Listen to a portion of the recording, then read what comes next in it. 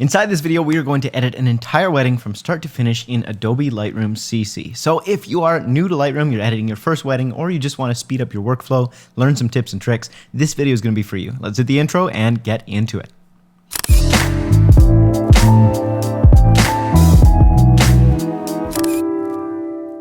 So first things first, we're going to start by importing our photos here into Adobe Lightroom. And I've got this client folder here with all of the selects. Now selects just means the photos that are keepers. So I've already gone through and taken the 3,000 photos from the day and I've pared it down to about 400 shots. Now that's pretty typical for me. That is the first step of this entire process that you really should spend more time on, is actually figuring out which photos you're going to keep and get rid of as many as possible, because obviously every photo you get rid of is one less you have to edit. And at the end of the day, sometimes it feels like, oh, I need to give my clients all the photos. Not necessarily true, because when you think about it, if someone were giving you a big dinner, let's say, and they've got steak and potatoes and salad, that might be a great dinner. But then they also throw in hot dogs and corn dogs and pork chops and like 15 other meats. All of a sudden that steak, not so nice anymore, because we're just sort of overwhelmed with options. The same thing is true for photos. So you want to go and actually give them everything that's unique, but the better impact is had and the better happier client is had by actually giving less sometimes instead of more, spending more time on those few images. Okay, with that said, I'm going to select all these folders, all these files that is, and I'm going to try and add them here into Adobe Lightroom. So let's go in here. We can probably just click and drag, just like that. So you can see all these photos aren't necessarily in order, but hopefully we can order them once we're actually inside Lightroom. So I'm going to hit Add All. And this video is actually an interesting comparison because I just finished editing this exact same wedding in Lightroom Classic. So if you are in Lightroom Classic, go ahead, check that video out. You can watch it. And if you're trying to decide between the two, hopefully this will help. At the end of this, I'm going to do a comparison between the two and kind of give you my thoughts. But overall, the difference with Lightroom Classic, Lightroom CC, if you've ever been wondering, is Lightroom CC is not just the newer version, they're both new and updated. It's that Lightroom CC is made to be more user-friendly and multi-device, whereas Lightroom Classic has a few more features when it comes to pro editing and editing large amounts of files. So we're going to actually see how we find this one. So first off, I'm going to go in here. I'm going to create a new album by selecting all these files. And we're going to sort by recently added, so we're only selecting these ones right here. I'm going to hold Shift and click the bottom. That should select all of them. And then we're going to go to Album, Create Album. Now I could also create a folder. In this case, we're just going to go with an album. So we're going to call it Wedding. Normally I put the couple's name in here. And yes, we want to add all of these files to that album. Now we're going to work off this album. Okay, next up, we're going to add some presets. What I like to do is generally go through and select a few photos that kind of represent the entire day. So I'm going to find maybe one or two from the morning. So I'm just going to mark them with a 1, not because I don't like them, but because it's just easy. You can mark them with anything. And I'm just going to go through, select a few photos that kind of represent most of the lighting situations throughout the day, skin tones, that kind of thing. Then we're going to find a preset that works with most of the photos overall. I like to get the look for the entire wedding, and then from there we can apply that preset to everything and go through one at a time and tweak it a little bit here and there. Okay, so we've grabbed some from the entire day. That should be a good start. Now we're going to go and just go sort by, show me just the 1 stars. All right, so from here we can actually go up to this little sort thing and go sort by star rating. Now, all those photos that we gave a 1 star should be at the very top or the very bottom. Let's just check. Okay, they're at the very bottom. We can just go through and apply preset to a few of these.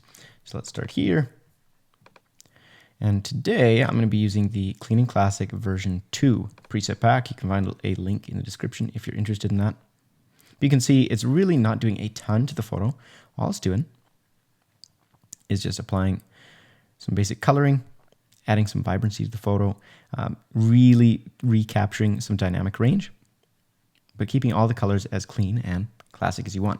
And what's kind of important about that when you're editing a wedding, you want to go with a preset that hopefully is not such a baked in look. It looks more natural. And the reason is 10, 15 years from now, what's in style right now in terms of really edited photos is no longer going to be in style. So that's why you want to stick with something that errs on the side of a little bit more clean, a little bit less stylistic, and just keeping things natural and more timeless. At least that's my approach and kind of what I've learned over the years, because there's weddings that I had starting out that I edited. The photos were amazing, but the edits were really, really stylistic. And a couple of years later, I just regret it and I didn't keep the raws. And so now I'm stuck with these edits that I just can't fix. So with that said, I'm going to go through here and just see what looks the best on kind of all the photos. So I do like the soft and subdued. The vibrant, not so much on this particular wedding. And our forest greens, that's kind of nice too. I'm thinking we're going to just stick with the really clean and classic 001 plus. So I'm going to try that. I'm going to copy all those settings and go to my next photo. We're just going to see how it looks, just pasting that preset on. You can see it's not doing a ton. It's enhancing the greens a little bit, adding some pop, some lens corrections. I'm doing some cool things just to make sure that the colors are as poppin' and beautiful as possible with very little work. But overall, pretty easy, pretty simple, pretty basic. So I'm liking that. I think that's going to be good. So we're going to apply that to all of our photos. So let's go back to grid view by hitting G on your keyboard. I'm going to go up here and we're just going to sort it by capture date. And now hopefully the wedding is more or less in order. And from there, we're going to double click this guy, apply our preset just with Command V on a keyboard. You can copy with Command C, paste with Command V, or if you're on a Mac or on a PC, I think it's Control C and Control P. All right, now I've got that. Go to grid view. I'm going to select all the photos and we're going to hit paste, edit settings. That's going to sync those settings across to all of these photos. You can see it's happening right here. Lightroom might take a couple of minutes to actually make that happen, but we can start editing in the meantime. So really there's two passes when it comes to editing an entire session. I find that's the easiest way to do it. The first is like a quick and dirty, let's get it 80 or 90% of the way there. So we're going to adjust the exposure, the temperature, the white balance, kind of get things more or less right. And then the second pass is where you really pay the nuanced attention to, okay, let's adjust these fine details. Let's go through a second time, see if there's anything we missed or our eyes just weren't quite set the right way. The lighting in the room was affecting the way we were editing or we were just tired by the end of it. And you catch those things on the second pass. So that's the easiest way because you don't want to try and get it completely perfect the first shot. And the reason is, one, you're never going to get it completely perfect. You're going to make some mistakes, and that's okay. And two, it's going to take much, much longer than if you just try and get 90% of the way there, and then on the second pass, do that final 10%. So that's what we're going to be doing today. I'm going to make sure that my edit settings are out here. And really, it's going to come down to making some basic adjustments and edits. There are some keyboard shortcuts I'm going to be using today that are going to be really helpful for me in just speeding up my workflow, and I think you should learn them too. Really easy. One is R, and that should, in theory, insert a radial filter on your image. And of course, it is just not cooperating. There we go. Lightroom's thinking too much. So R will insert a radial filter. L will insert a graduated filter. You can think of kind of L for line because we're making like a straight line from one side. And then B on your keyboard is going to insert a brush and allow you to just brush on whatever you need to select. So that's going to be the main three keyboard shortcuts I'm going to be using the entire time. Now, the one shortcut I haven't been able to figure out on Lightroom CC versus Lightroom Classic that is a big deal is there is no shortcut to adjust the exposure up and down. And the problem with this is when you're editing hundreds of photos, having to take your mouse over and then manually drag this up or down on every single photo really does add up. It might only be 3 or 4 seconds of photo, but you times that by 400 and all of a sudden you've got, what, 1,200, 1,600 seconds? Divide that by 60, and that's literally an extra 30 minutes of work just to adjust that exposure. So, Lightroom, if you're watching, please fix this. If you do know that shortcut, leave that in the comments. I've searched everywhere. Okay, so let's get started together. So I'm going to just adjust my exposure down on this shot. I'm going to hit R for a radial filter. And then I do have presets in Lightroom Classic that I would normally use here, and those would allow me to just do this without having to manually adjust it every single time. It's one of the many reasons that I do recommend using that version of Lightroom instead. But this is a test. We're going to see how this all works out. Okay, next photo. So she's really, really orange skin. Why is that? Because the background is what our white balance was set for, which is this beautiful, nice daylight window light.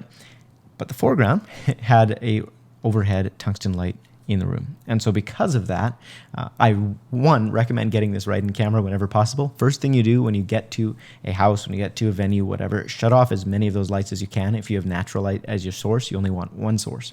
Or vice versa, if it's simply too dark and you must use it, try to avoid having them too close to the window so you don't have mixed light, because those are the hardest photos to edit.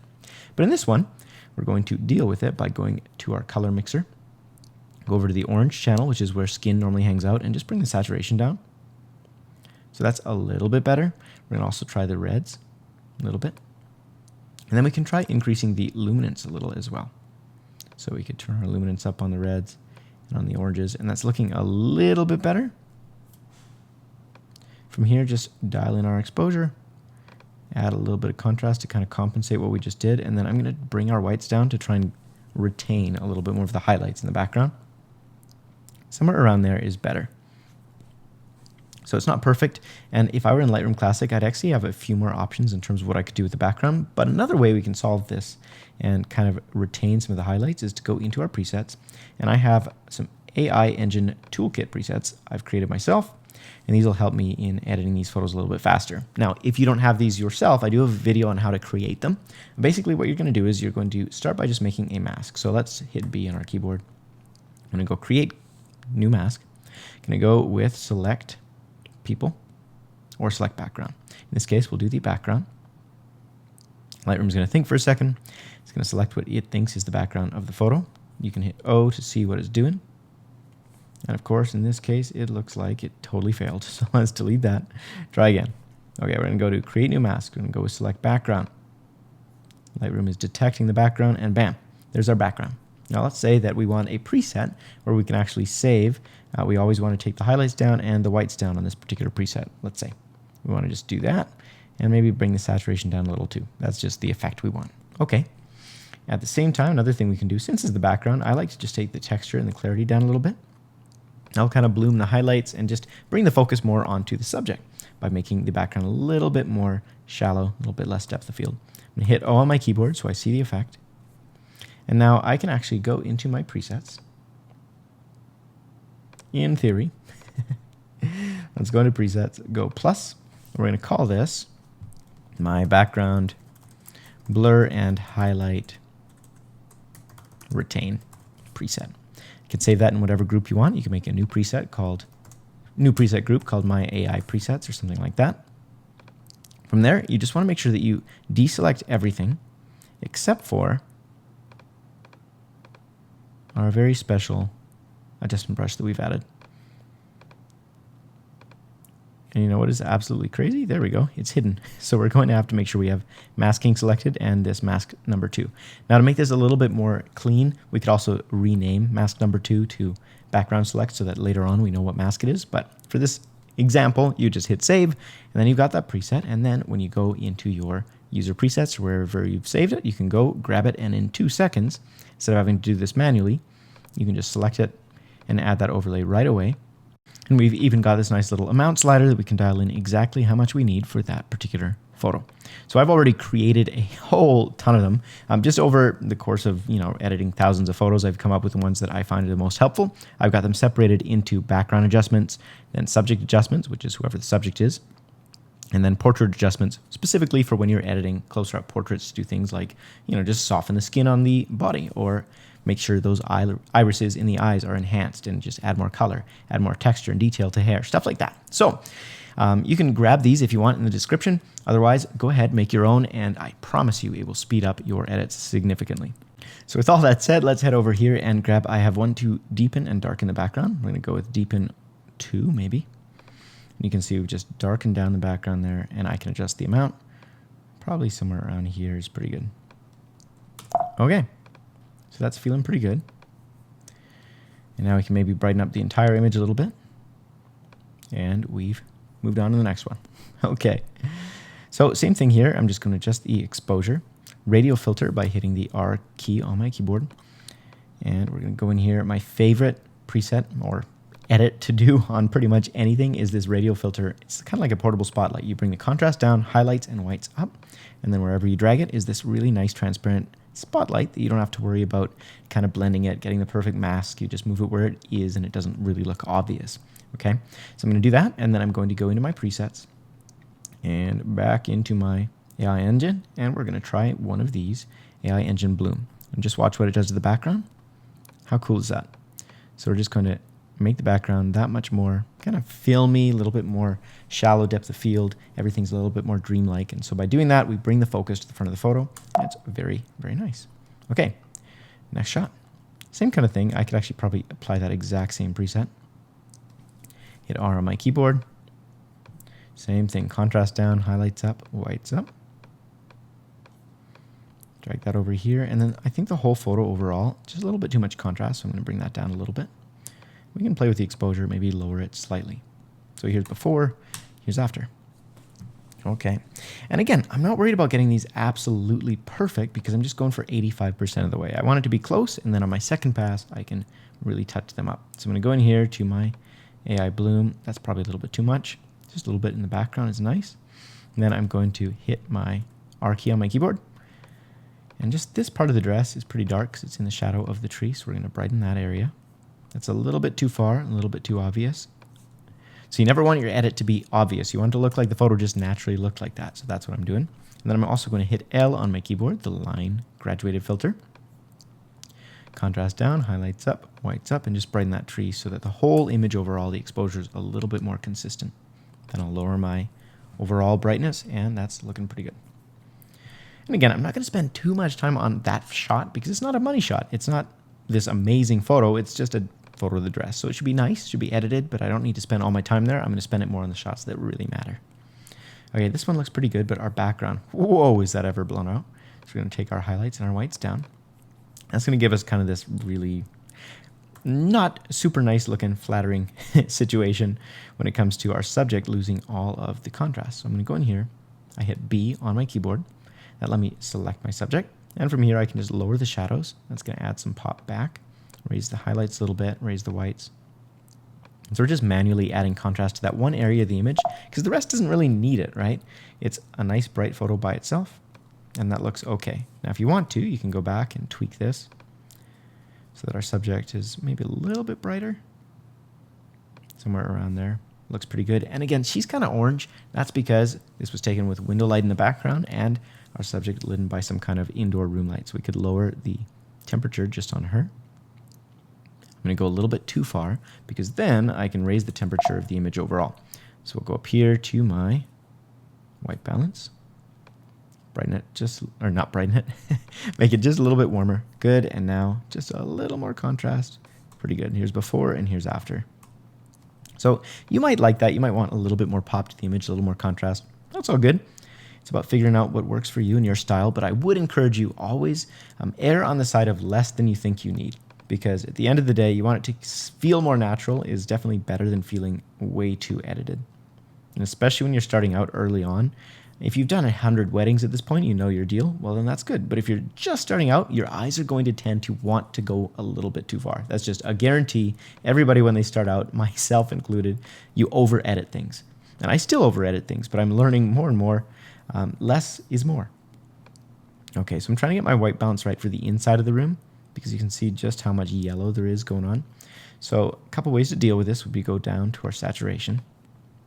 Bring the saturation of the oranges and the reds way down. Of course, we can also go with our highlights and our whites down. Another way to do this, instead of doing this manually on this photo, is go back to this one, which we already kind of set up. And my eyes are already telling me I got kind of wrong because it was way too warm. Get that where we like it. Let's say that's the spot. We can then copy these edit settings and paste them. That's going to save us a lot of time. So when you can, copy and paste is your best friend. Now, of course, we've got really, really gross looking kind of oranginess happening on this windowsill. So I'm just going to paint on there. I hit B on my keyboard. And I'm going to adjust the white balance manually on there, cool it down, and then also take some saturation down. Okay, that looks pretty good except for this one spot right here. The light must have been closer here because it's a little bit more yellow than anywhere else. So we're just going to try and adjust that. Good, not too bad. Again, it's not a hero shot, so I'm sort of happy with that. I could hit the C tool on my keyboard to access my crop, and maybe crop in. And that's another way to deal with this. Sometimes it's like, okay, is that window sill and window frame really adding to the shot? No? Okay, well then let's just get rid of it, and then we won't have to deal with that color issue. That just saves a lot of time. Okay, I'm going to play with this crop just for another second here. Somewhere around there feels pretty good. Okay, moving on, same kind of deal. I'm going to just paste the settings from the other edit. I don't love that. Bring my reds down because our hands are way too saturated. And knowing what the colors are supposed to look like, that's just the process of doing lots and lots of editing. Over time, you're going to get an idea of how much saturation there should be in the hands, how much saturation there should be in the grass, and really getting your photo to feel right often is a matter of getting these little nuanced things to all work together. So it's not a matter of just having the right amount of saturation, it's having the right amount of saturation with the right amount of hue, with the right amount of brightness, and if any one of those three is off in a specific color, it'll feel weird. And so if you're ever wondering, like, what's going on here? Why doesn't this feel the way that it should? That might be why. Okay, I'm going to hit B on my keyboard and just add a little brush over here. Contrast down. I'm going to raise up the highlights and the whites and just brighten this area of the image. Your eyes are naturally drawn to the brightest part of the photo. So by making this area brighter or the outside darker, by inverting this mask, by hitting Command I on my keyboard, I can actually invert so that it's outside of this filter instead of inside. And then I'm going to take my, oh, go away little tool. I'm going to take my shadows down and take my exposure down a little bit. And again, your eyes are just going to be drawn more towards the part of this image I want you to focus on, which is her hands. Now that particular thing made her dress a little bit too dark up here. So we'll just brighten that area up as well. Okay, so here's before and here's after. So your eye is naturally drawn a lot more towards her hands. And we're looking a little bit dark, so we'll brighten that slightly. And maybe saturate the image just a little bit. Since we took the saturation out of the reds, we're going to add it elsewhere. Okay. Next up, we're probably going to just copy this one, paste it over here. And that's not too bad. We can maybe lower the exposure a little bit. And that feels pretty good. Now you could maybe take a little brush, put it on her hair, and just lower the contrast a little bit, raise the shadows slightly because it's looking just a little bit too dark, like we're clipping something. Okay, somewhere around there feels better. Okay, here's before, here's after. Now, of course, if you want the bright and airy look, you could then add your highlights back in. And sometimes that feels good. It sort of actually feels more natural and more right. It's just up to you in figuring out what works with that image. Okay, this one is one of my favorites, but it needs a little bit of work because your eye is naturally drawn to here in the photo and kind of what's going on in the background rather than the star of the photo, which is our bride here. So how do we do this? We're going to start with a brush. I'm just going to brush on the bright part of this photo. Bam. I'm going to lower the exposure so it kind of matches the left side. I'm going to just lower the contrast and maybe also take some saturation out. So your eyes are naturally drawn to the most saturated part of the image or the sharpest part of the image or the brightest part of the image. So we're trying to take that down across all three on this side of the photo. So let's just see without and with. See how your eye naturally looks more towards her and is less distracted by what's going on over to the right? Now I did accidentally get my brush on her a little bit. So we're just going to clean that up. Okay, just like that. All right, so that's step one. Now step two, we can add a radial filter with the R key. Put it on our bride, and same thing. Your eye is drawn to the brightest part of the image, so we'll brighten this up. We'll maybe add a little bit of contrast. Maybe a little bit of texture and clarity just to make it slightly more sharp. So she just pops off the screen a little bit. And a little bit of saturation. Okay, so here's what happens before and after. Your eye is much more drawn to what's going on in the center of this photo. Now the last thing that we could try, and this might work, it might not because we've got a reflection going on. Go create new mask, select background, or in my case, I'm just going to go over to my AI engine presets. And I've got this background adjustment, brooding, darken, dehaze. That's going to select the background, add some darkness, desaturate it. You can see how she just pops off the screen. So I'm just going to add a little bit of that. And that should be good. So here's our image before, and here's our image after. So now your eye's definitely drawn a lot more to our bride instead of to the rest of the photo. So I could keep playing, but for now, 85% of the way, that's good enough for me. All right, brighten this one up. Honestly, that looks pretty good right out of the box. At this point, I guess I had remembered to shut off the overhead light because her skin tone so much better, so much easier to edit.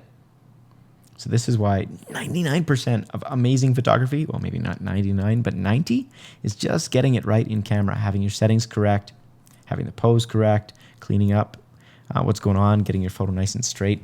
All those little things add up to make a big difference. And when you come to edit the photo, so much easier. Here's the photo before, and here's after.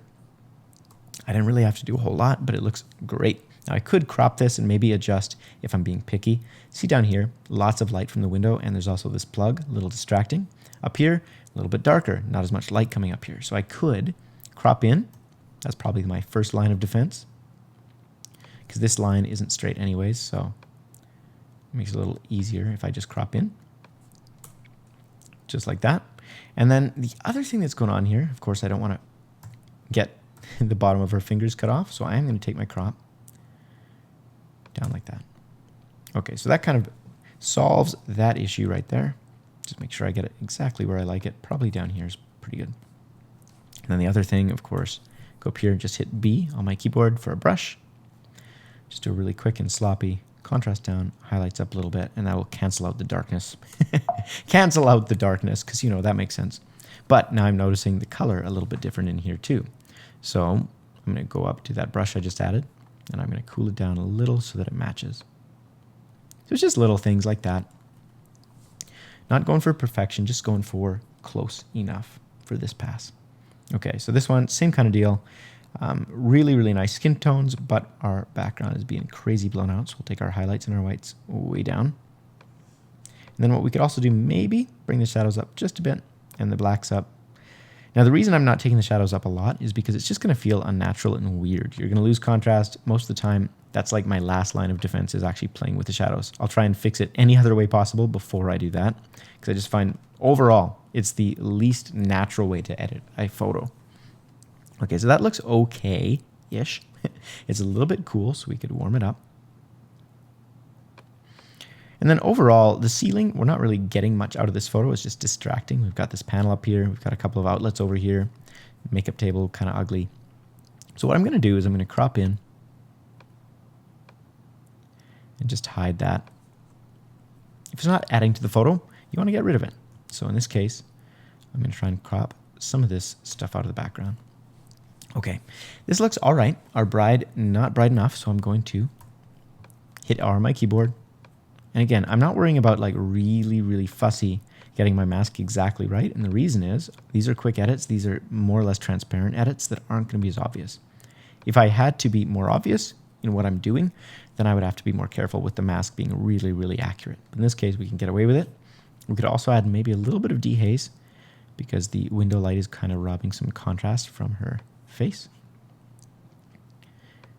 And we're just going to keep incrementally adding just to try and brighten things up.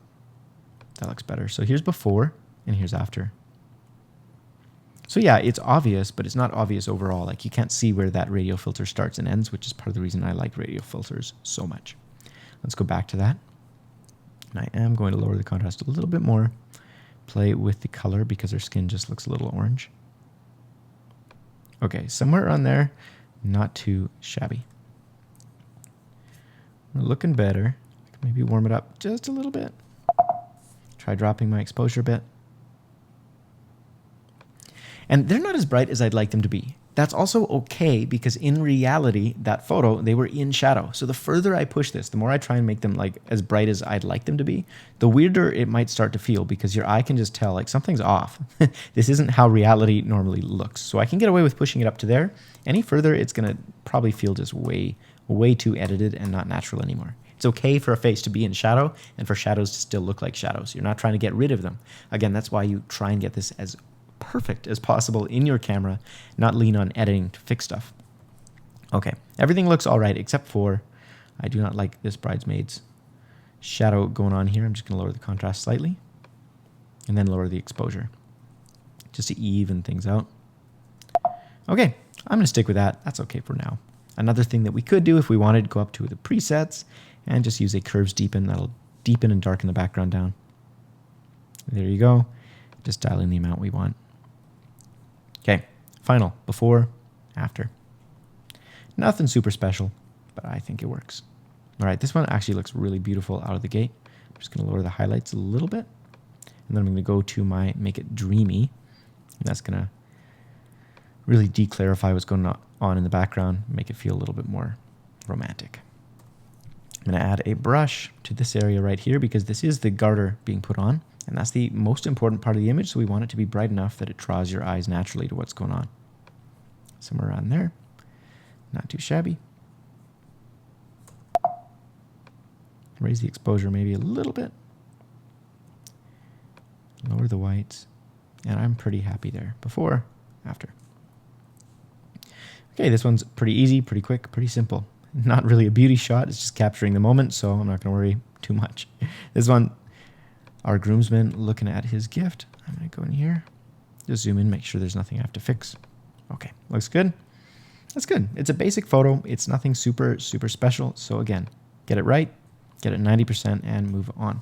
I could probably copy that setting for the rest of the images in this room because they're all going to be pretty darn similar.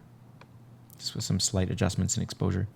And I can maybe bring my highlights down because you can see the shirts are looking pretty blown out. Okay. Looks okay. Same thing, just pasting that on there.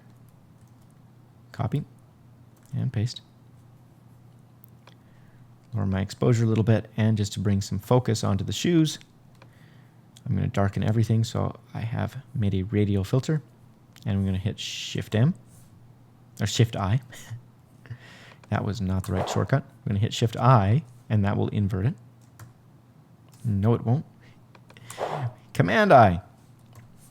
I promise, I've done this before. Hit O on your keyboard if you ever want to see that overlay. We're just going to darken everything down a little bit. Okay. Probably crop it in because it's not quite centered. Good enough. All right, this one looks very similar to the earlier one I had of the flowers, so I'm not going to spend too much time there. I think it's almost the same photo, so I'm just going to zoom in. Go to those presets and go with an AI bloom. The background's just going to get a little bit more soft, and we're good. Meanwhile, at the groom's house, looks okay. And you can see we've got really mixed light going on in here. Not ideal. It's not as bad because in this case, it's really just adding more of a shoulder backlight on him. It would be much worse if we were shooting in this direction towards the window. Oops.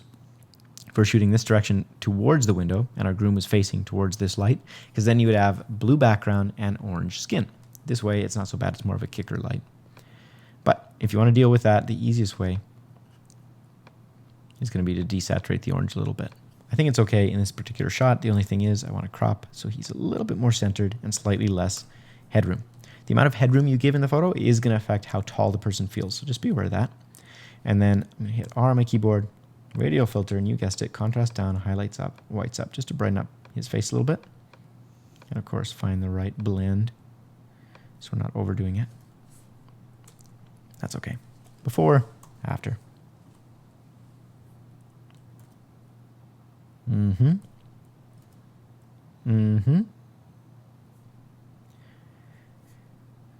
For some reason, that didn't paste properly. Okay, I'm going to crop this in just to zoom in on the moment and his kind of emotion a little bit more. Lower the contrast slightly, warm up the image. Feels good. Okay, this one, very similar to the shot we edited earlier, so I'm just going to leave it, move on. That looks pretty good. Okay, so this shot of the groom, really love it. The only thing is that it did blow out. If we zoom in here with the exposure way down. See how those whites, we've lost all the detail because they were blown out in camera.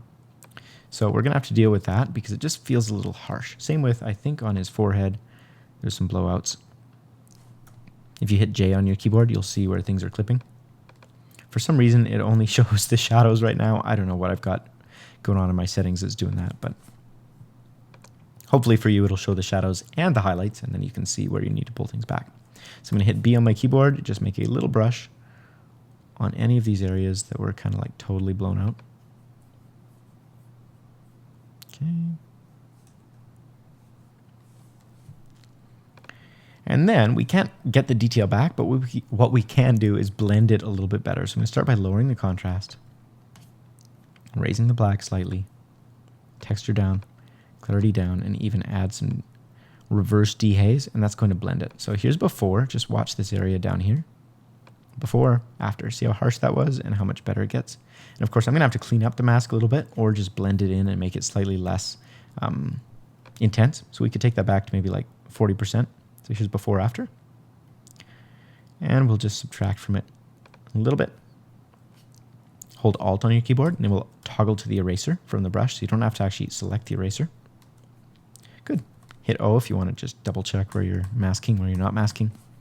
And we could even, with our flow down a little bit, just put a couple spots on his forehead just to smooth that out as well. Because all we're really doing is lowering the contrast and smoothing it out. Anywhere there's not detail that we have to preserve, we can paint this and be just fine. So we could do it on his collar if you wanted. You could do it on his facial skin, and that'll just soften the skin out.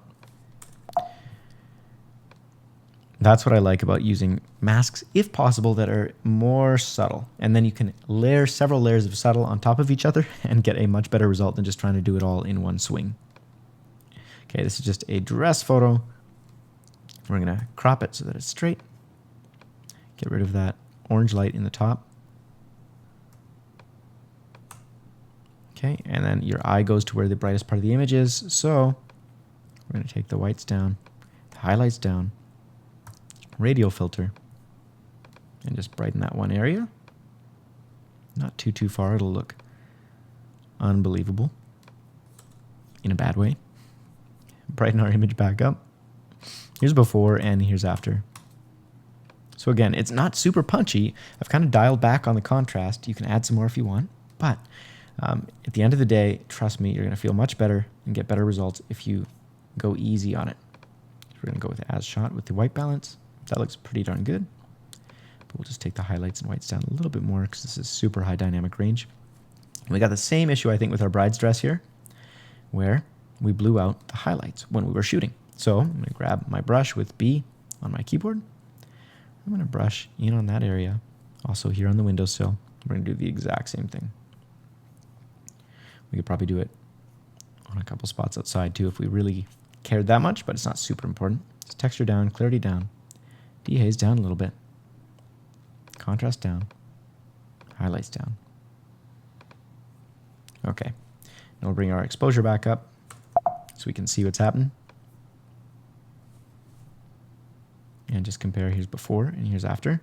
So we can go a little bit more intense and get away with it. Maybe even lower the exposure a little. Lower the clarity a little bit more. Voila. Much better. It's not perfect, but it's better. And if you're wondering what that sound is, it's because I keep hitting the plus and minus keys on my keyboard, expecting them to adjust the exposure like Lightroom Classic does. I do not know why they don't have that keyboard shortcut in here, because it is my favorite keyboard shortcut in all of Lightroom. It saves you so much time. But that's okay. We'll roll with it. I'm just adjusting our bridesmaid because her skin a lot more orange and contrasty than our bride. And lastly, we could go into our eraser and get rid of these kind of distracting panels on the wall. A couple ways to do it. One would be to crop. The other would be to just use our spot removal. Okay, that looks pretty good.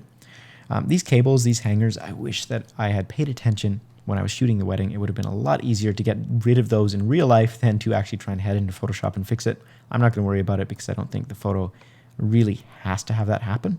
I could crop in and get rid of some of it. That's an option. Or I can just embrace the reality of the moment, which was this is just happening, and there we go. Okay, same thing. I'm going to actually copy these settings because I think that looks pretty good, other than straightening out the line. It's amazing. No matter how many times you look at a photo, every time you come back to it, you'll find something else that is like, oh, that needs to be fixed. A photo is never really like done. So if you're wondering, oh, when do I finish these? When they're good enough. That's kind of the truth of it. You're never going to get a perfect edit because we're just not perfect. I mean, you might. I certainly am not the kind of guy who ever gets to a place where it's like, this photo is perfect and nothing could be possibly better about it.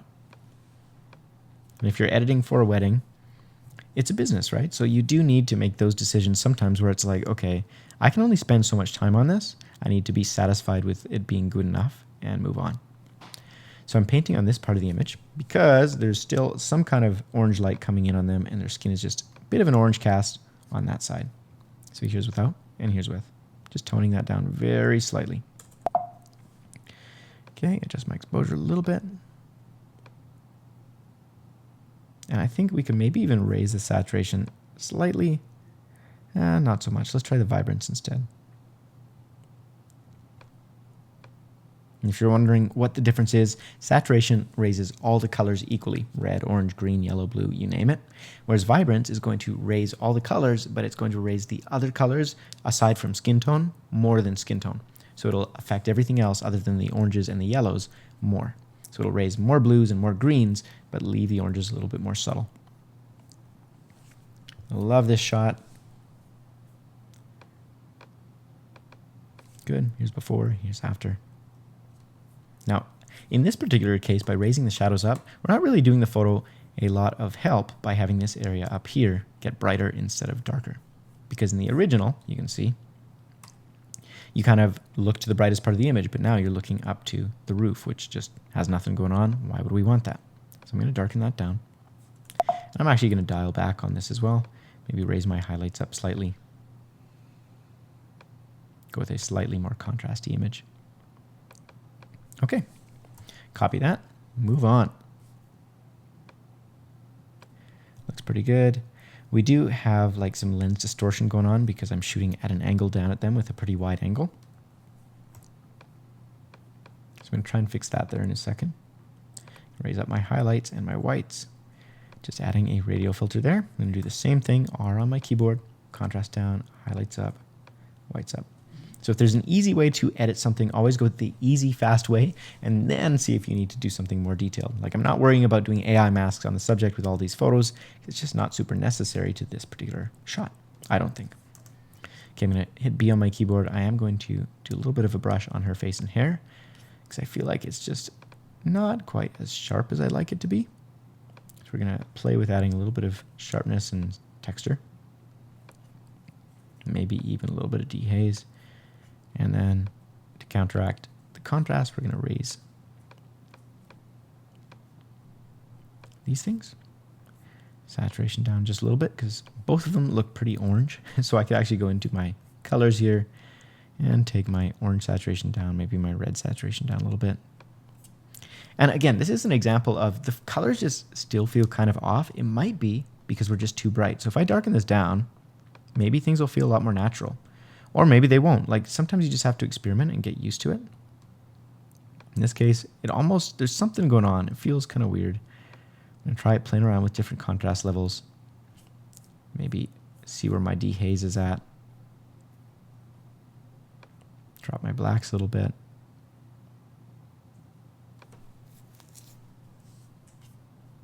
Maybe my saturation. So that feels okay. Not great, but okay. There's something going on here. I think maybe I've just taken the whites down too far. So we could try taking the whites up and the contrast down. Or we could try it the opposite way. Contrast up, whites down. You'll notice they do very different things. So we've got a much more pop-in image this way.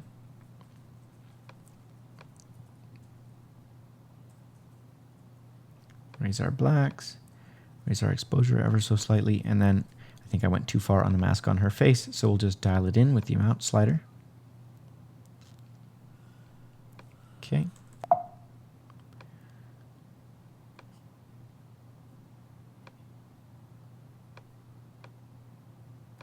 Okay, that feels all right.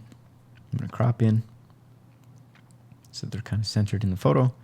Straighten it out with the line of the window. Here's before, here's after. And of course we have some weird color cast going on this part of the window, so we'll just a little brush up there, make it slightly cooler, and we could even darken it down and maybe that'll hide it a bit. In this case, not so much. Maybe the saturation down just a bit. Okay, that's looking all right. This one looks good. I'm going to paste my settings, take my exposure down, and oh, beauty. If you can get them looking into the light, so much better than trying to shoot in a dark room. Makes everything about your job editing much, much easier. Okay, I'm going to hit crop on my keyboard. Crop just a little bit so she's slightly more centered. Love that. I think I'm going to just leave it like that. Now, if I wanted, of course, you can see if it's better. Go to your presets. Add an AI bloom. That'll darken down the background as well. Yeah, that feels good. That feels real good. Next up, I might even add it to this one just so you can see what a massive difference that can make. I'm going to go with the more subtle version. Okay. Take my exposure down, contrast down a little bit. Here's before, here's after. So oftentimes, like when I was starting out, I used to think that editing a photo meant taking the raw photo, kind of like raw ingredients, and you mix them up and you bake it and you make something you add to the photo. Sometimes it's not about adding. It's actually just subtracting. It's like, okay, your raw file, the whites are way too bright. The highlights are way too bright. The blacks are a little bit too low. So we're just adjusting and kind of almost taking stuff out of the raw file and kind of fixing it rather than trying to add an effect to that photo. That's going to give you a better edit than trying to add something. So see, this is the raw file. It's not like we're adding an edit. It's almost like we're undoing how far the raw file was already pushing things. Okay, we can maybe add a little bit more pop to the image and a little bit more brightness on them by raising the exposure. Another way to do it, of course, just hit the R key on your keyboard. And we'll just brighten her up a little bit. Not the shadows. I meant to grab the whites. That's a good example. So if I brighten up the shadows, see how unnatural that looks? But if I brighten up the whites and I even darken down the shadows a little bit, it'll feel so much more natural. Here's before, here's after. A little pop, not pushing it too far, just a little bit. And of course, I still feel like she should be a bit brighter. So this might be a case where we do use our create new mask and select people or select subject. I've already got a preset for this, but I'll show you just for this one particular photo. Let's see how Lightroom does trying to find the subject. It's doing a pretty bad job. Let's try again. We're going to go with select people, and it thinks that this person is all three people. So we're going to delete that. Let's try again. Go to create new mask. Here's another option if the people selection isn't working. The object selection tool, awesome. So just grab and paint on the area of her we want to select. Perfect. So now we can raise our highlights, raise our whites on her. It's going to be a lot more transparent, and we can push it further than just the radio filter. That's awesome. So here's before, here's after. Okay. Now we can pretty much just copy this right on over. Lower our exposure. Good. Slightly warmer would be okay. And do the same thing. We're going to go to brush. We'll select object because that works so well on the last one. Good. Contrast down, highlights up, whites up.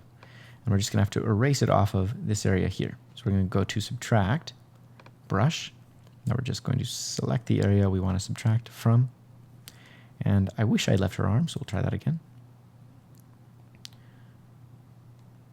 Come on. I will say, one thing I'm noticing about Lightroom CC versus Lightroom Classic, Lightroom CC, much more buggy.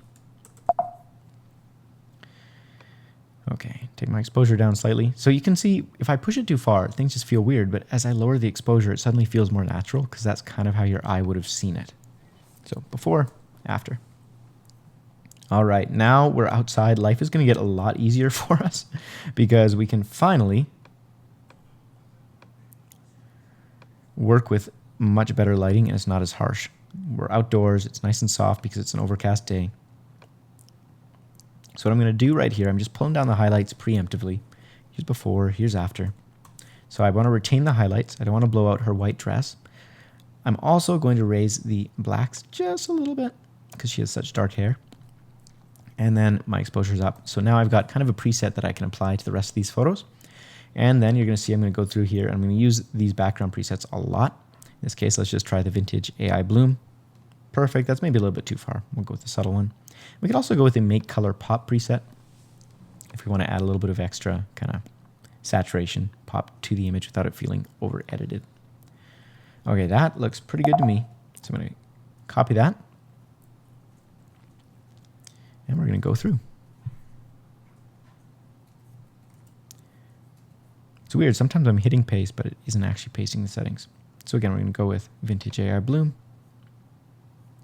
That looks pretty darn good. And then maybe make it pop. Good. Take my exposure down a little bit and brighten up our subject here. So easiest way to do that will probably be just with our radial filter.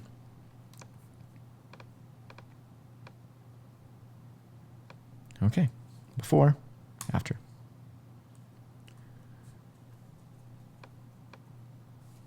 Okay, copy that.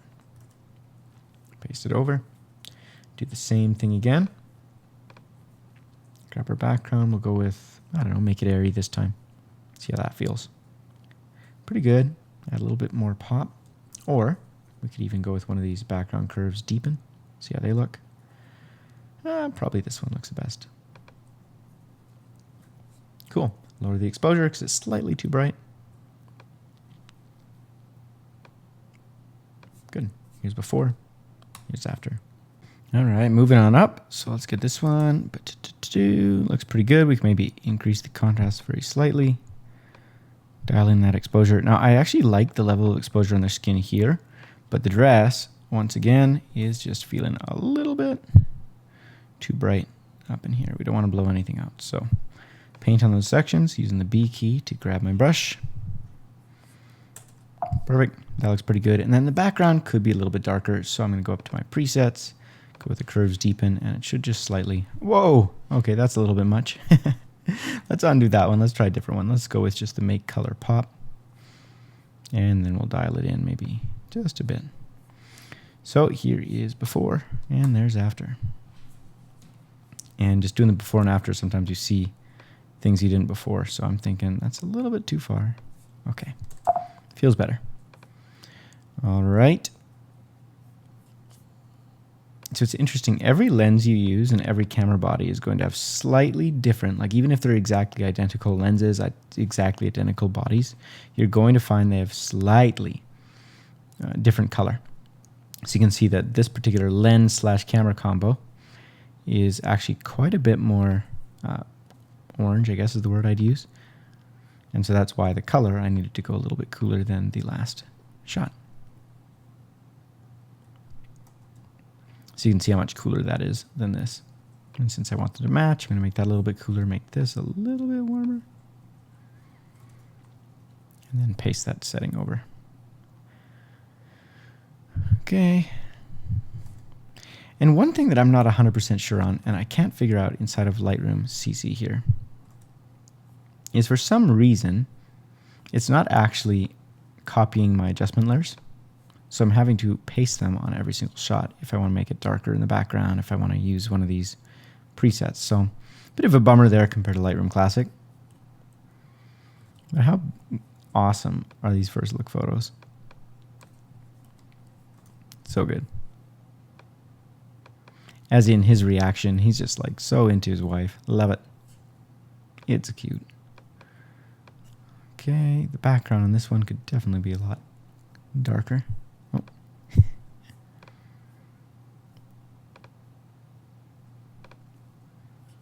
Looks good.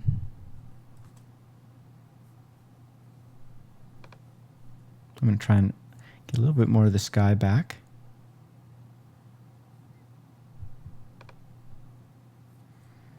Cool. Here's before, here's after.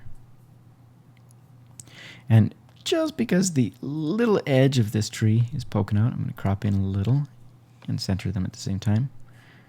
Slightly too far. And if we wanted to, we could also, oh, I don't know what just happened there. We went forward about 10 shots. Back it up. We can make a radial filter with the R key, and I'm just going to make them slightly brighter. And then I'm going to drop the exposure of the image overall just so that they're more the focus here. I'm going to copy the settings on this one, paste them over.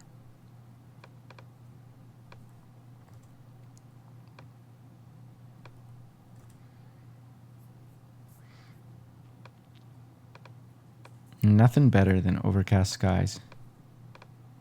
So much easier to edit because you get this beautiful glowing light. And while the presets definitely make a difference, having good light in camera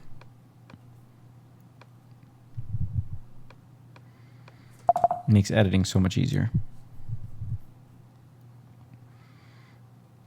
It's interesting because I did an interview with David Conity. He's an amazing photographer in Scotland who you should check out.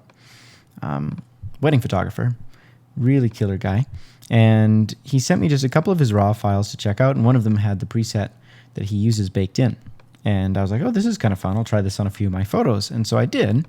And while it's a great preset, what was so interesting is that for him, the preset looks absolutely stunning. But for me, it just didn't really work. Why is that? Well, because for him, shooting in Scotland, it's pretty much overcast and gloomy 99% of the time. So you can get away with like some really, really harsh edits. Harsh being like really high contrast, high dehaze, high clarity, whatever. And it actually looks good because the light is so soft to begin with. Whereas with your typical sunny day, that preset just doesn't work the same. Okay, so this is pretty good except for because I lowered the highlights down. See how much darker her skin got? So I'm actually going to leave the highlights up a little bit. We're going to make the color pop in the back a little. Cool. And brighten that up a little bit.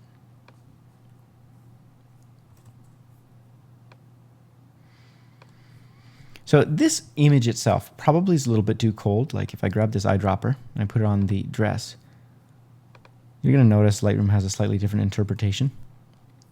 But it really depends on the mood you want in the photo, right? The more blue you make it, the more rainy and kind of cold it's going to feel. That doesn't mean it's necessarily wrong. It's just how you're interpreting it. Now, obviously, you want skin to still be kind of skin colored, but when it comes to this kind of white balance thing, there's no perfect answer when it comes to white balance. It's about figuring out the mood you want the photo to have. And if it looks right to your eyes, it's okay. You don't have to try and memorize the exact Kelvin temperature, and because it's rainy outside, it should be 7,500 Kelvin every time. If it looks okay at 3,000 or 5,000 or whatever that number is, and it adds to the kind of vision and the feel that you want the photo to have, then that's fine.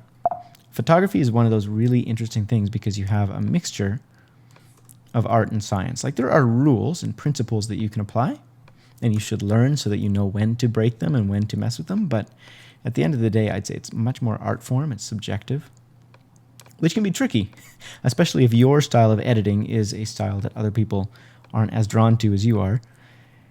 And so that comes down to the business side of things. If you want to be a wedding photographer, well, you got to figure out what is popular right now and what is it that my clients want. How do I best serve my clients? It's not about necessarily what you think looks great. It's about what your clients are looking for. Okay, go into my presets again. And we're just going to try and darken the background down, see how that looks. Pretty good. This one, definitely going to use that. And I might also use this Make It Dreamy. And the AI Bloom. We're really going to try and just make this background as kind of soft and unnoticeable as possible. And we're going to crop in because this particular shot, we've got houses in the back, power lines, not really adding and kind of distracting. So again, the edit is oftentimes more about taking things out, getting rid of what shouldn't be there and isn't adding to the photo, rather than trying to add a whole bunch of magic. You're just getting rid of the nonsense. Okay, so here I'm just brightening up these areas that were in shadow, lowering the contrast down, and then I'm going to dial it back because that's just too much. I'm going to make one more brush for our bridesmaid back here who is just has the darkest of hair, just so we don't completely clip it, and dial it back. Okay, another thing that I could maybe do, and this is not really necessary for this shot, but we could just add a little contrast to these umbrellas on the top, maybe darken them down a little. Cool.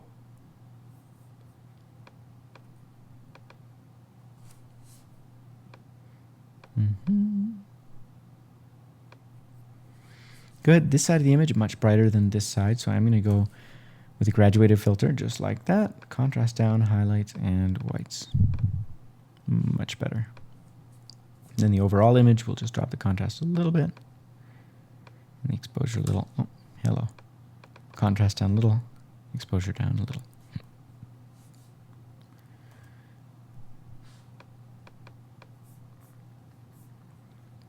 Warm this up a bit. We'll probably just set this to auto. See what Lightroom's going to come up with. And you can see, way too warm for my taste.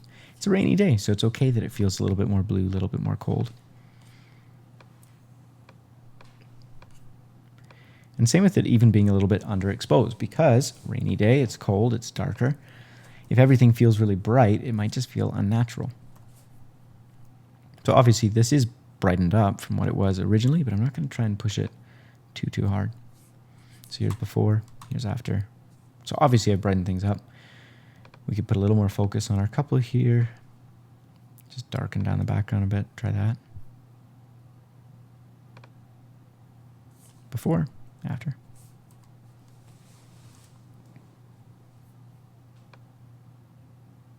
I love that shot, I think it's so cool.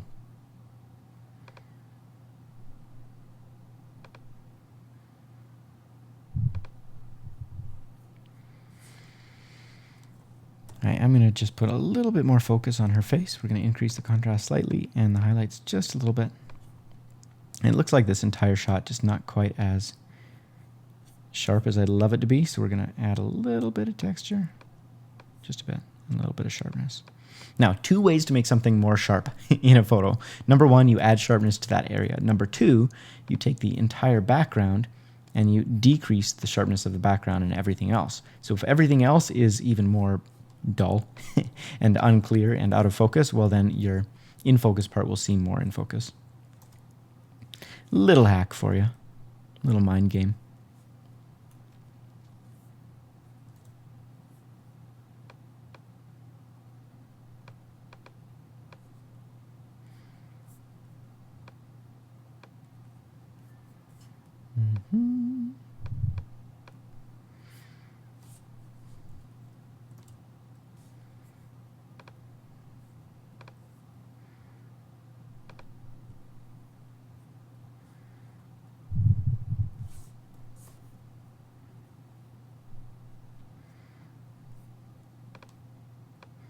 Now, if we are playing the game of things that I don't love about Lightroom Classic and Lightroom CC, one thing that is a little bit frustrating in Lightroom CC at least is these panels keep moving. I can't just have them out. So that is a little bit annoying. But I will say that Lightroom CC on the whole seems a lot easier to learn if you're learning it from scratch. And it does seem to even be a little bit faster. So those are some things it does have going for it. But I just wish I could have these up all the time. All right, that looks okay. Maybe a little bit more exposure or a little less contrast.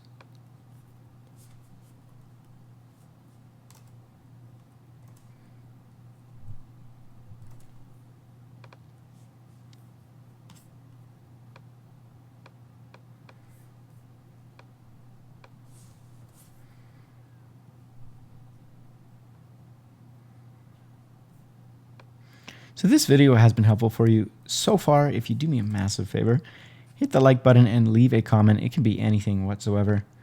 Tell me a joke, write down what day it is. Just helps share this video with more people. It's free and it helps me out, so I'd appreciate it. Okay, so this one looks pretty good, except for the background. It really is way too bright. I'm gonna go up to our presets. We'll make that color pop. And we'll try this guy. That's better.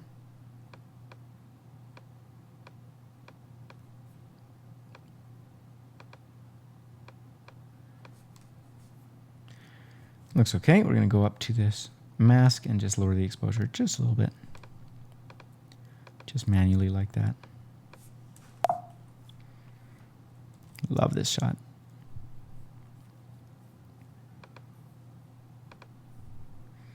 Just a little bit of bloom. Make them slightly more centered, and we're good. I can copy that over. Copy paste, it's a beautiful thing. But again, I don't know what I'm missing. There's maybe a way, but I can't seem to figure out how to copy these adjustment layers. And again, Lightroom Classic, you can have adjustment brush presets as well, so I'm also missing those. If you know how to copy and paste all the settings with your photo, please let me know. That looks just a little warm. And now they look really contrasty compared to the background. So I actually have a preset just for this. It's subject HDR soften. So it's going to take them, reduce the contrast, and brighten them up. That'll allow me to then take the entire photo, lower the exposure, which is going to add contrast to the image overall, and go from here to here. They look a little bit too bright, so I'm going to head over into that adjustment layer and just drop the exposure slightly so everything blends.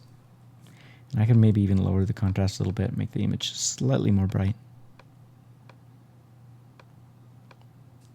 There we go.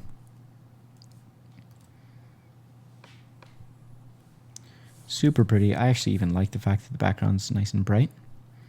But I am going to lower the brightness of her dress just a bit. One, because I don't want it to clip. Two, because your eyes are being drawn there more than they're being drawn up to this area right here. So again, I'm going to hit R on my keyboard, contrast down, highlights up, whites up. Put that there. Lower the exposure of everything. There we go. Here's before, here's after. I can maybe drop the shadows down a little bit.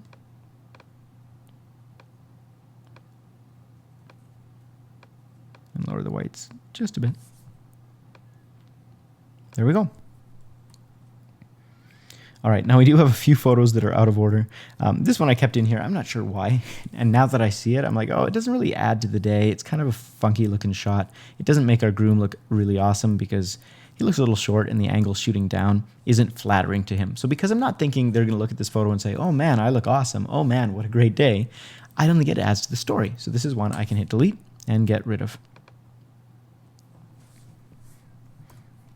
Just because a photo is in focus doesn't necessarily mean that it's one that the bride and groom are going to appreciate. And so just something to be aware of. Okay, Command I to invert this mask. Oh, if you want to see it. Of course, for some weird reason, it's not actually even showing up, but that's okay. I'm just going to darken everything down around the shoes. Hopefully reasonably subtly. And I think, honestly, that's good enough. Maybe brighten it up slightly. It looks a little dark. Good. I like it.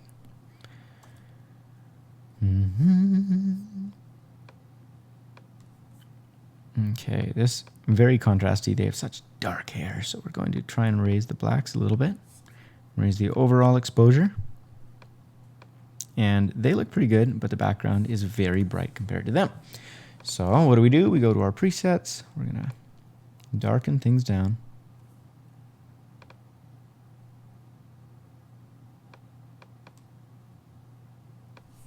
Just like that. Now, one thing to be aware of, if I had a second photo to choose from with this particular shot, obviously that dress is just not hanging the way that it should on our bridesmaid here. So I would choose a different photo if I had one. The other thing is I can head over into Lightroom, and if we're lucky, into the spot removal tool. So I can try the healing brush or the eraser or the clone stamp and just play around. I'm going to try it right there. And if we're lucky, sometimes the AI will just figure out a nice spot to clone stamp.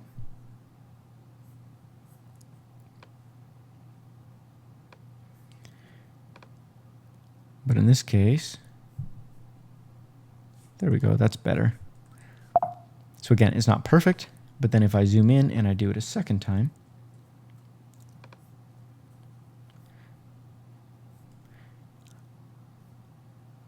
kind of right, following where we'd hope that dress would naturally sit.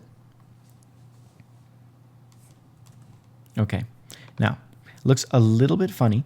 However, compared to before, it's better. We could come in here, we could keep playing. Probably the easiest thing I could do in here is going to be just to zoom in And see how this area is darker? There's just more of a line of contrast. I can go in here with a brush, kind of paint a picture on that line. And I don't know if this is going to work. We're just experimenting. Literally just drop the shadows like that. Increase the clarity a little bit. And it's almost going to do its best to just add a little bit more separation between the background.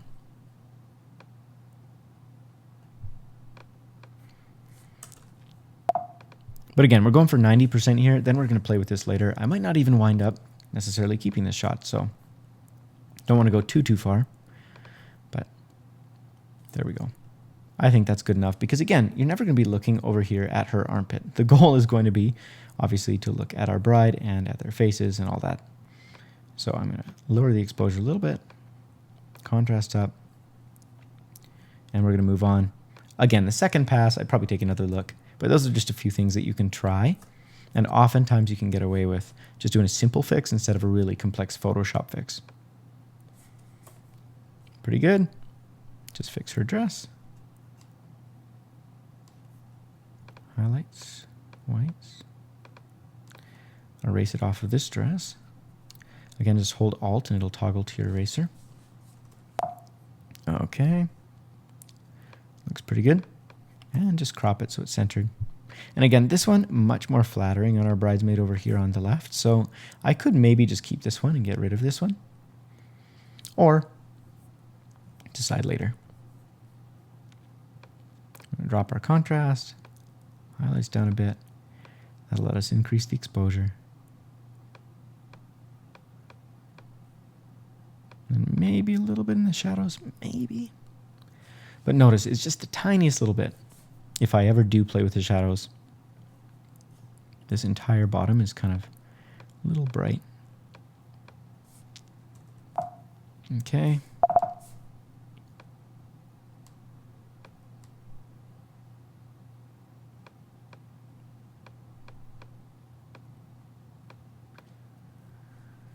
Pretty good.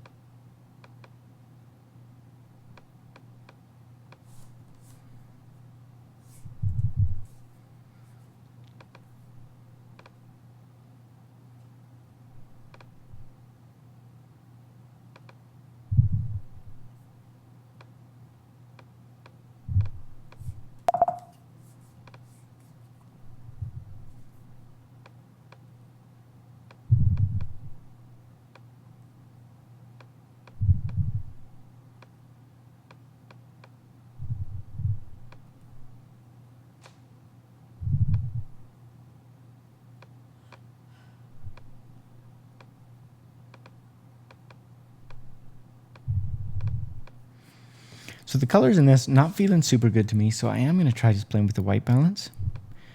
You saw I just tried putting the highlights up, actually, as I dropped the contrast, so that I would hopefully not blow things out, but also maintain some pop in the image. The background also could be probably darker, and that will be helpful. So we're going to try just deepening with this curves deepen, and that obviously is pretty extreme, so we'll dial that back. Here's before, here's after. So to me, that's too bright still.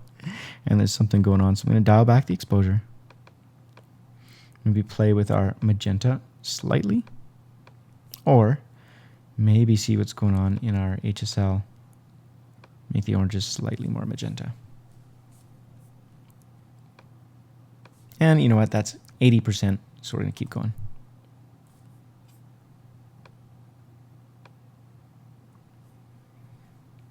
Good, good.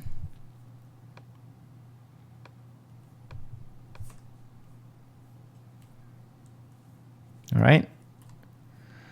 Meanwhile, back at the groom's house 2 hours ago.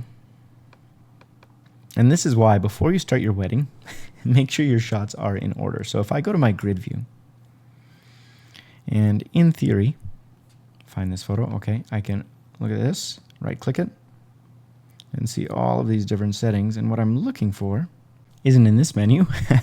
It's actually up here in photo, and we're going to go with edit date and time. So this one, the time that it was actually taken at was June 18th, 1:07:31 p.m.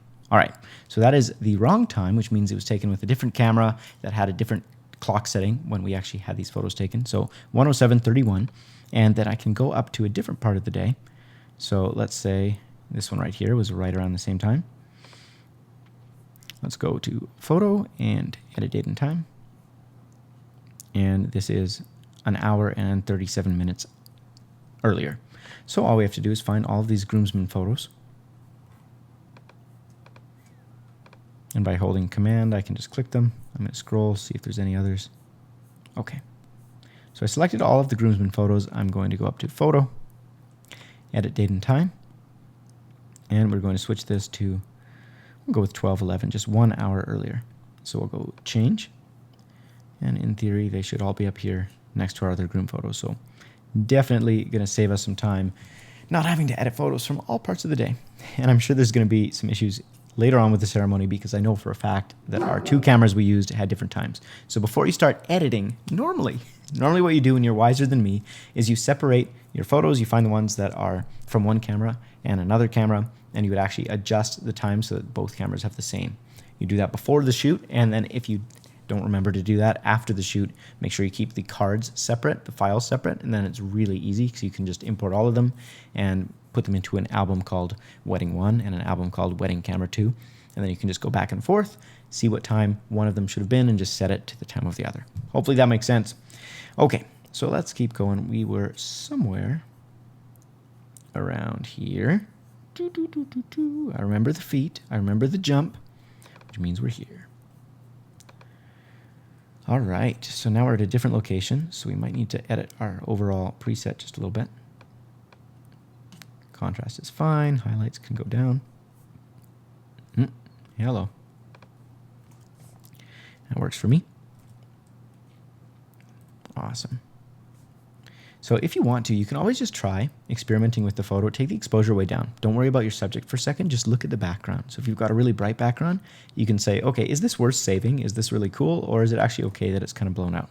In my case, I think I want to save a little bit more, is slightly, but I don't need to worry too much about what I'm missing because there wasn't much going on anyways. So I'm fine with that. I'm not going to try and recover it. That looks awesome. Of course, he has a little bit of some blemishes up here. So we're going to take care of the big ones really quick. Again, 80%, we're trying to just be quick. So I'll grab my erase tool. Good. I'm not going to do that for every blemish for every single person. However, because this is the groom, he's a pretty special guy, I guess I can do that for him. That was a joke, by the way. Okay, now this is a beautiful photo, except I want her eyes to real pop and her teeth, for whatever reason, just the white balance or the way the camera's interpreting this, I promise you her teeth were actually really white. But if you ever want to know how to whiten teeth in a photo, the easiest way to cancel out yellow is just to add blue. So we'll lower the temperature, we can increase the highlights a little bit and lower the contrast, and voila. The only key is you don't take this too far, because if you do, those teeth are going to be glowing and it just won't look natural. Okay, next thing, we're going to grab another brush, hit B on your keyboard, grab the irises, and she has such nice blue eyes, we will just enhance those. Again, the easiest way to make blue eyes more blue, just lower the temperature. So here's before and after. And you can push that, it just depends on the photo. I don't want to push it too far because it'll just be like way too much, but here's before, here's after. You can see her teeth are probably a little bit too bright, so I might need to just cancel that out, meet in the middle. Come on, you. Here we go. Just lower the exposure slightly so that although they're white, they blend and don't pop too much off the screen. Okay.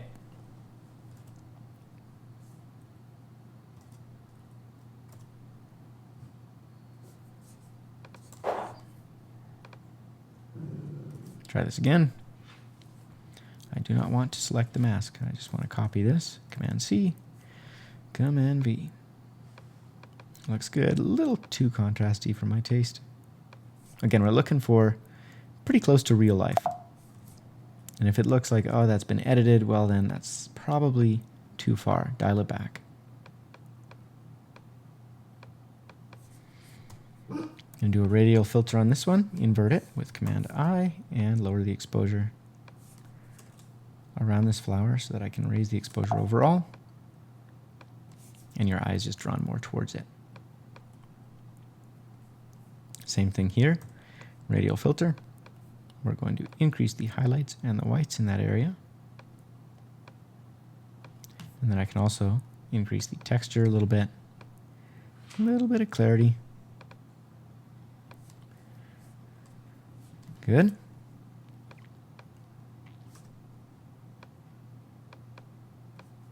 Before, after. Nothing to it.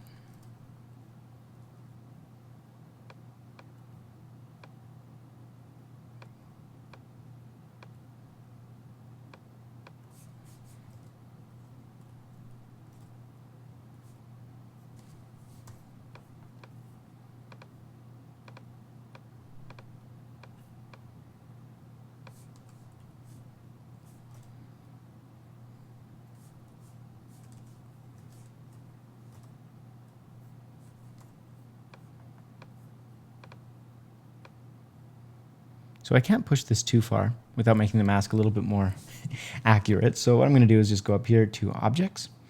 I honestly find this is oftentimes a lot faster and helps me select just what I want of the person instead of the entire person. Contrast down, highlights up, whites up.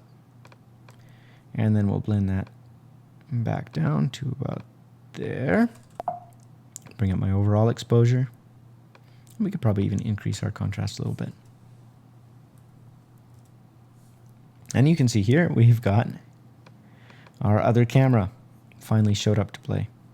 And the trees in the background in focus are Mr. Man here, not in focus. So easiest thing we can do is going to start by putting the background out of focus. So we'll just add some nice haze to the background.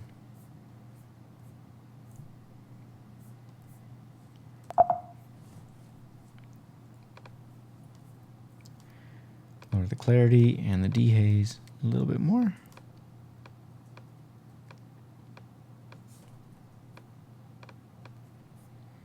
Okay, we're going to brighten our subject a little bit. And of course, increase the texture.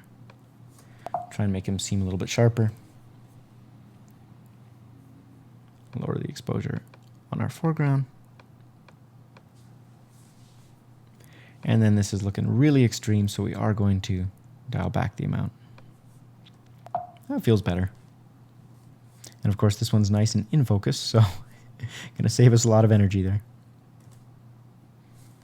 All we have to do this time, just recover the highlights on her dress.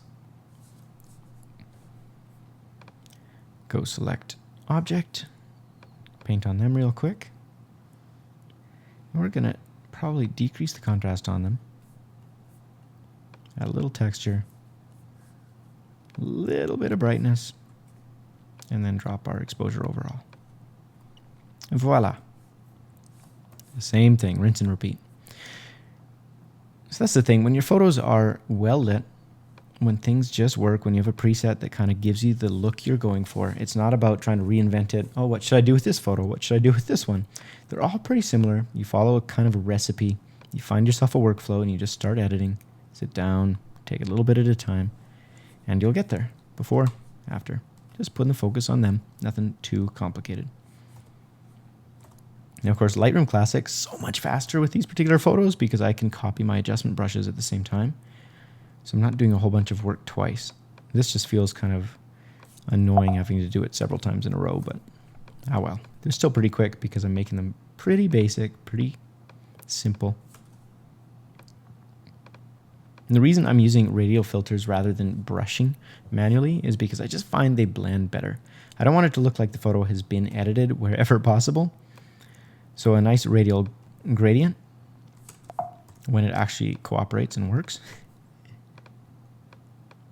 is going to just blend a lot better than if I tried to do a mask but didn't perfectly mask them out. And then I do little effects. I'm not trying to do anything super extreme either.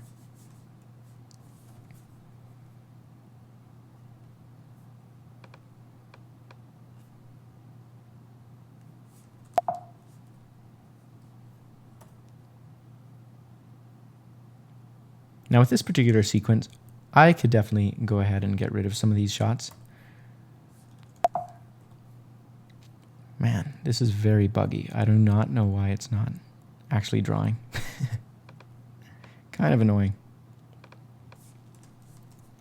Anyways, as I was saying, I could probably just keep a couple, but because it's a sequence, it's actually pretty cool to have him turning around and the shock on his face.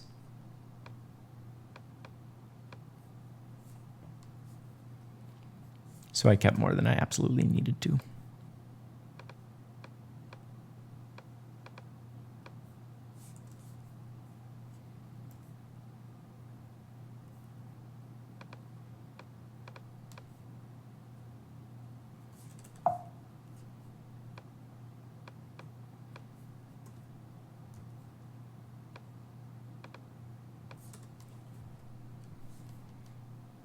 Okay, this one we've got an umbrella sneakily hiding in the background. Two options, we could try and erase it. That's going to be too much work, especially because we have so many first look photos. Option 2, just crop it out.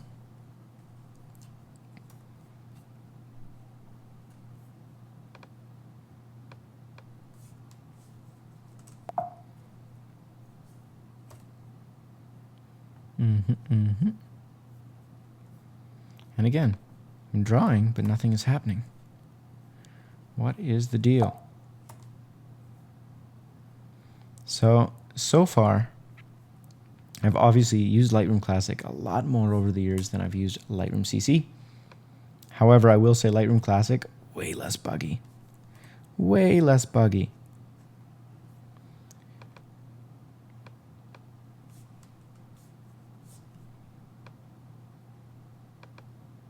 Okay, this one we'll try. Bit of a dreamy DA's in behind. Cool.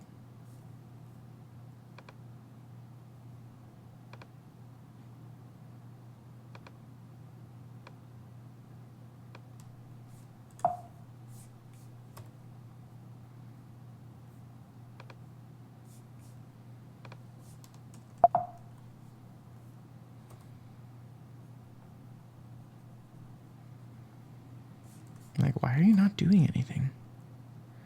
There we go.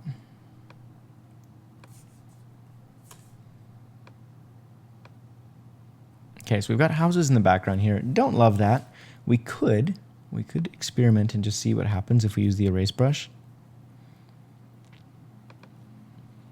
Who knows? Of course, you could take this into Photoshop if this was like the absolute money shot, and you could use your generative fill. Put whatever you want here. And that is not going to work at all, so we're going to just ignore it. We might be able to get rid of this power line, though. Let's try that. Sure.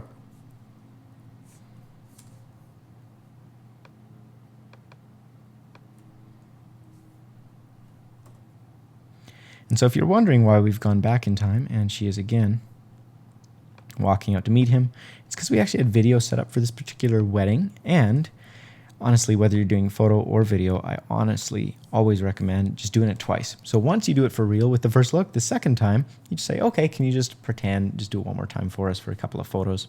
And then you can get those wide angles that you didn't want to risk getting the first time around because you were focused on getting the reactions, the really emotional photos. So the first one you do with a nice long lens, you can get the reactions. 70-200 is great. The second one, that's where you can switch to the wide angle, do some more creative shots, stop them midway, that kind of thing. So especially for video, but for photos, it's pretty nice too. This would be a great print. All right, so our couple in the middle here and our bridal party is looking pretty dark. We're going to start with radio filter. Contrast down. We'll maybe put the shadows up a little bit in this case. And the whites up a little. Okay, drop our overall exposure. Now here's a little trick. We're going to make a radio filter like that. And then we're going to go subtract. And hopefully here, background. There it is. Lightroom's going to think about, okay, where's the background in this? And now we're left with a perfect selection of most of our bridal party. So now we can take our contrast down, whites up, and brighten them up that much more. Cool, so we've gone from here to here. Darken the entire image down a little bit. Zoom in on Mr. Groom because he's still pretty dark. And we'll just give him his own little radial filter of love. And you can see his skin looks almost a little orange for some reason. Sometimes shadows do that. The colors just sort of get changed. So we're going to cool it down so it matches his beautiful wife. And zoom back in because it looks like I can see the mask. So we're going to grab it again here. And go subtract. Background. Okay. Did not do a good job, so we'll go subtract brush. And just brush around the edge here. The last thing you want to see is brush marks, ever. So there's the original, there's after. Looks pretty good. We can maybe drop the shadows slightly to make it feel more natural. Good. This one is nice, but it feels a little bit cold to me. So we'll do that. And then head up here to our presets, just make the background that much darker and give it some glow.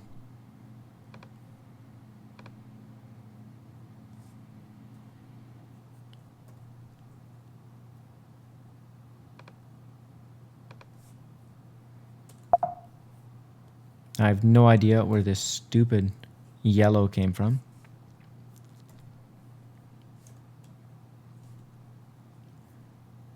I'm trying to get to my overlays here.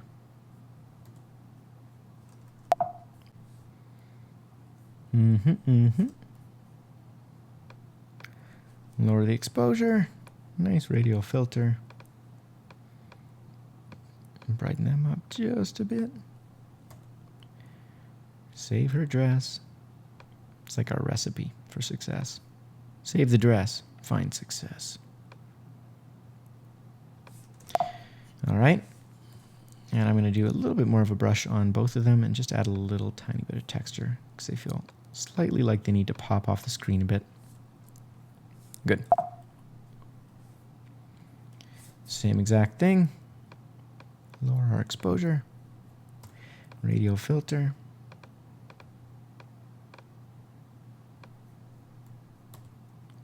Save the dress for success. And then give them a little bit more texture. Just make them pop on the screen. A little bit.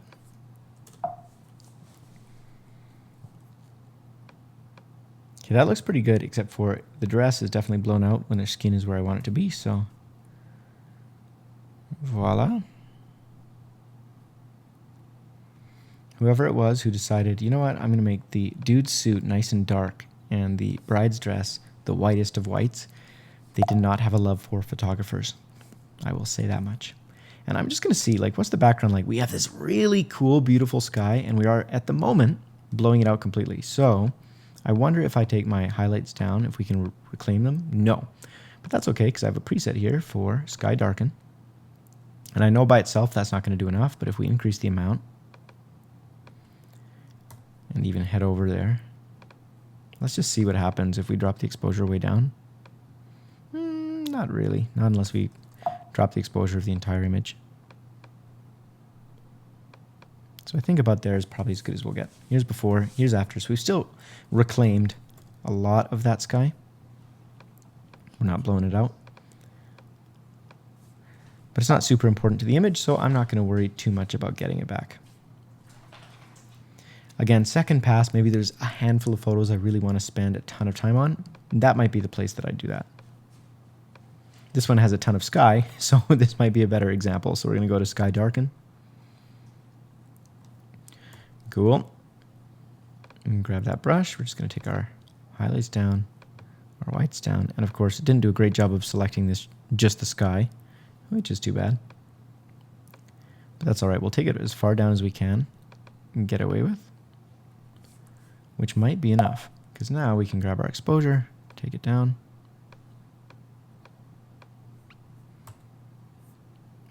Making a big brush, and we'll just sweep over everything here. Take our contrast down.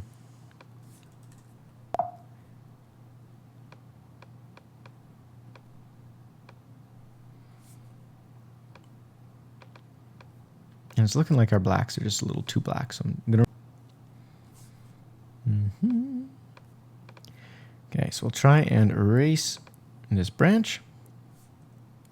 Now what's so weird is sometimes Lightroom just does the worst job of things, so check that out. How bad is that?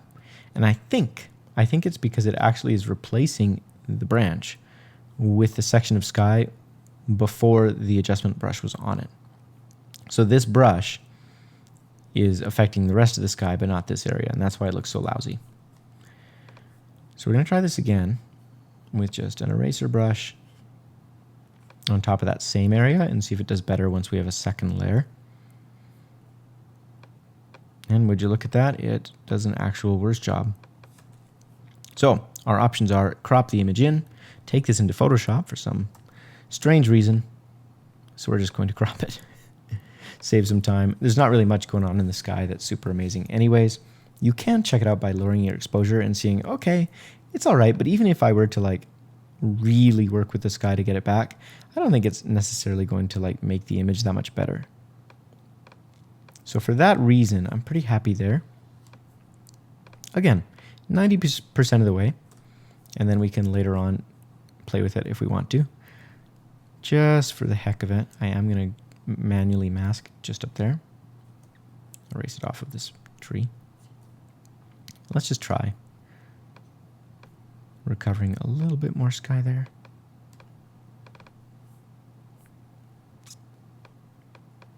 Yeah. It's not cooperating. It doesn't feel that important, so just know when to move on. That's my motto. As of now. I've never used that motto before, but I'm also going to lower the saturation a little bit.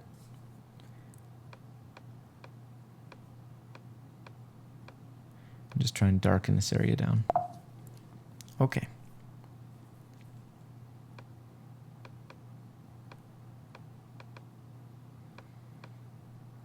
Looks pretty good. These houses not really doing us any favors and kind of ugly. I do really love the field though. So we're going to try once more, giving Lightroom a shot here. You never know. In this case, you do know. And what we know is that that was one heck of a job, Lightroom. One heck of a job. But sometimes if you layer it on top of each other, you get away with like something kind of interesting that works.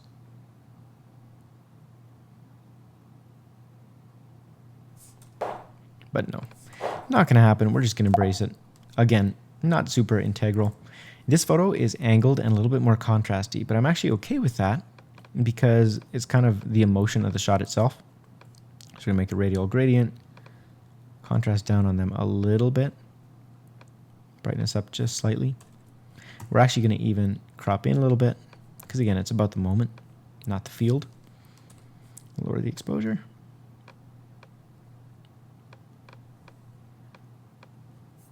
Cool. Copy that. Paste it on here.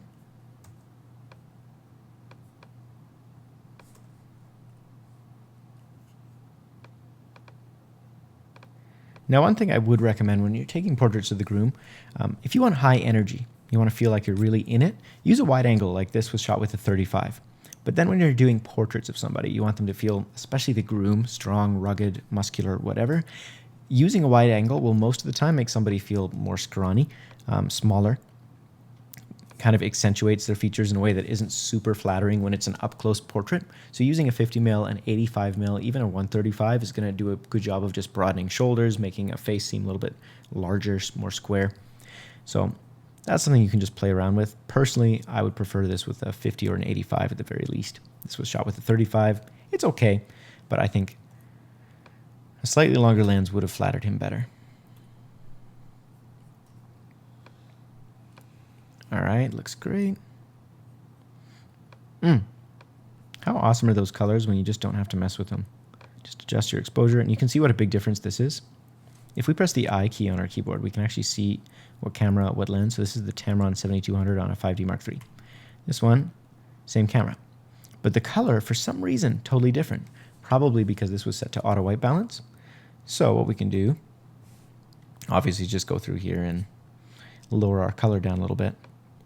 But what we could also do, oh, hello, just remember the number that looks good. So 5400 is kind of the grace zone. So in the future, when we're applying our settings here, and again, this one was taken with a totally different camera. So this was, oh no, never mind. I thought this was that 7200. Good. Very, very warm. So we're going to set this down to 5400. Still too warm. Okay. Try and recover some of these highlights. Lower the exposure a little bit. That looks pretty good.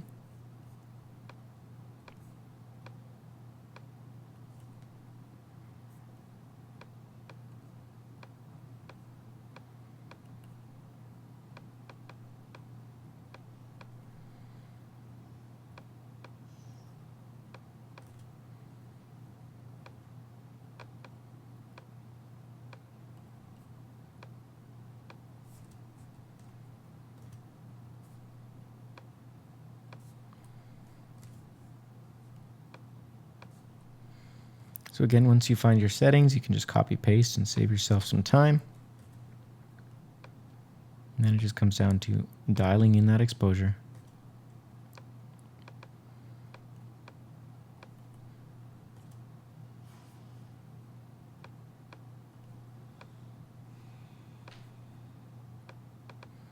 Okay, so this is all right, except for the fact that we've got really, really dark shadows in the upper corner. So we can hit L.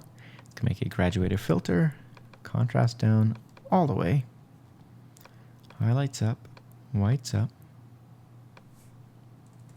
Okay, and then this part of the image, not much contrast, so we can add some back in. So we're going to hit L on our keyboard, and we're basically just playing doctor here with this photo, trying to even out the contrast across the image a little bit, lower the exposure, lower the shadows a little, dial that back. So here's before and after. Still not feeling great. Could be a white balance issue too. Of course, that's the wrong one. Add a little bit of magenta. Lower our exposure slightly. Okay, that's pretty darn close, I think, to where we want it. Maybe slightly too purple.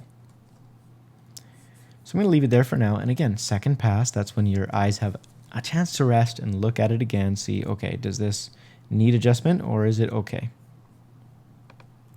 Copy the settings from this one again, since it's very similar.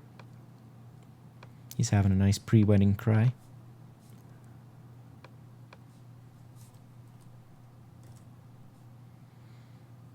Okay, so this one, super bright, super blown out in the back. I'm going to lower the exposure and actually maybe raise the shadows in this one. And our dad needs a little bit of extra lift in his tux because it's so black.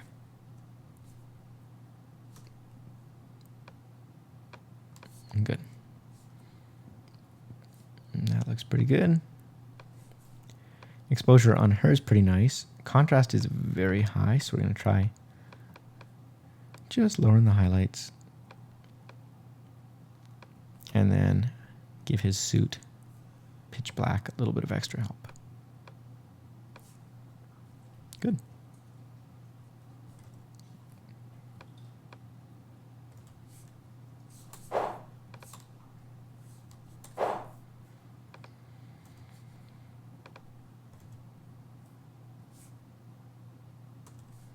Come on.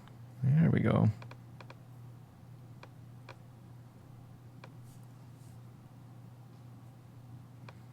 Now, I am blowing out the blues a little bit in the background here. Don't love that, so we can go up to our presets. We're just going to try making our background a little bit better. Good.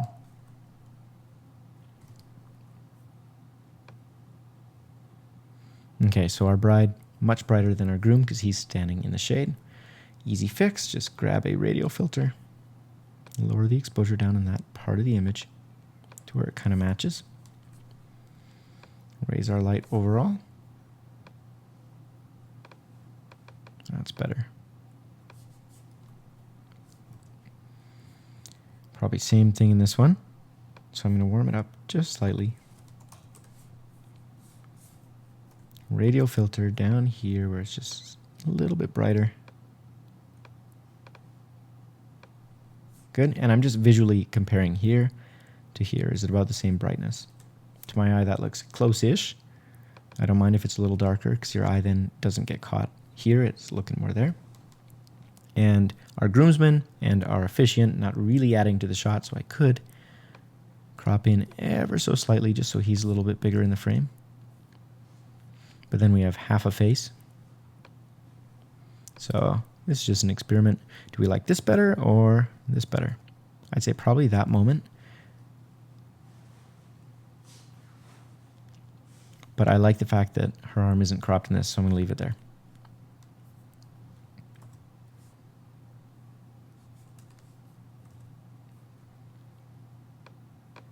Okay.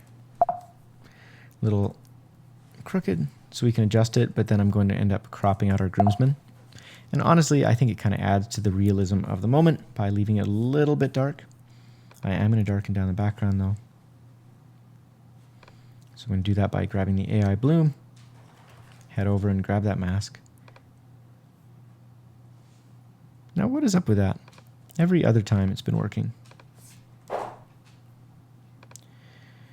Try again. Let's just go with the bloom plus maybe.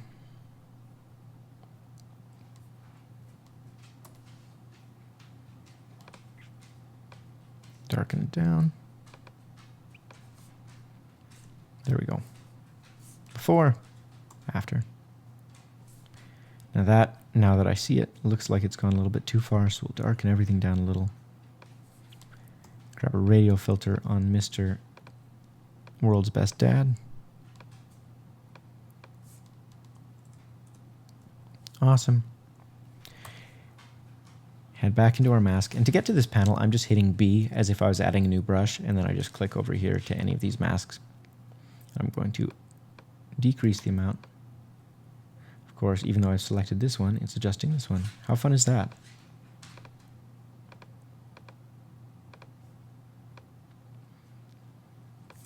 It's not loving me today. Some bugs going on. Okay, I'm going to lower the exposure. Lower the contrast a little bit.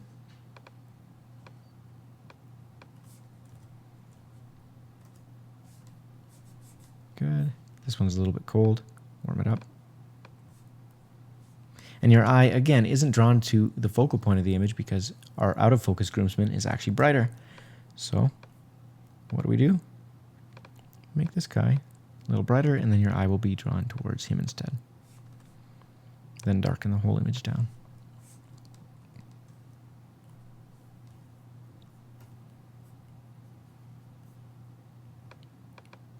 Just making sure we're not blowing out any of the flowers. And then I'm going to do a radial filter. Invert it with Command I. Lower the exposure everywhere else. And then raise the overall exposure of the entire photo. And her arm, just because it was cold, has a little bit of red spotting, so we're just going to grab that. Contrast down. Texture down. Clarity down. Good. Before. After. Mr. Efficient, looking good.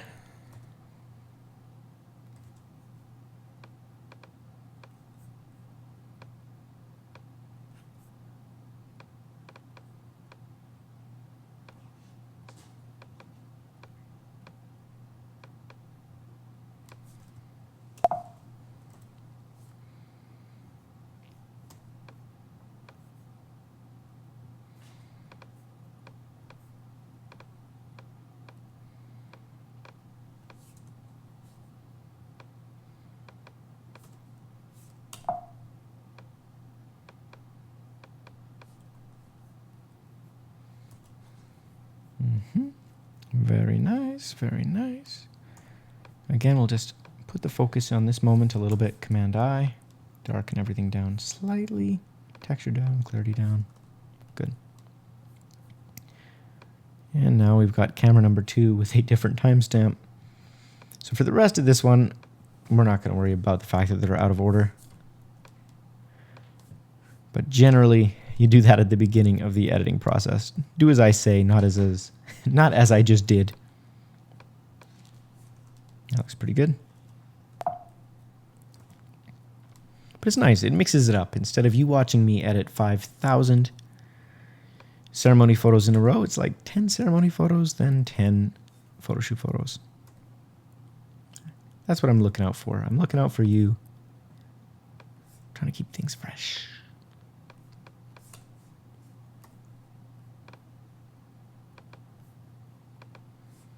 Good.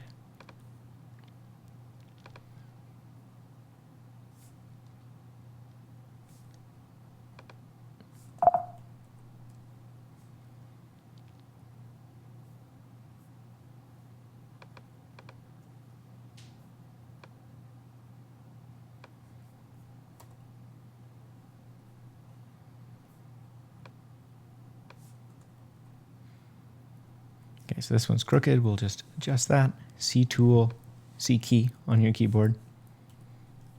Now all of these are pretty similar. I could have done a better job at paring them down.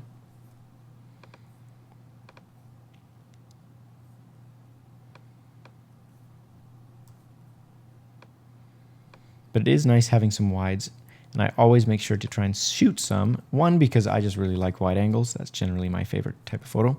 Two, because if they're ever printing really large prints, you don't want them to be just close-ups. It's actually better to have a landscape with them in it, because if it gets bigger, the bigger it is. Generally, the smaller you want them in the frame, so they're not giants when they actually print the thing. Okay, I don't know what happened in this shot. We're going to go back and copy these settings and head over here. It's looking pretty red, so adjust our white balance, cool things down. Radial filter right about here.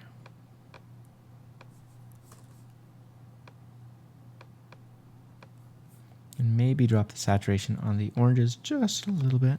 Oh, not the hue. Saturation on the oranges. Okay. Potentially the background could be a little darker. Make her pop slightly. Good.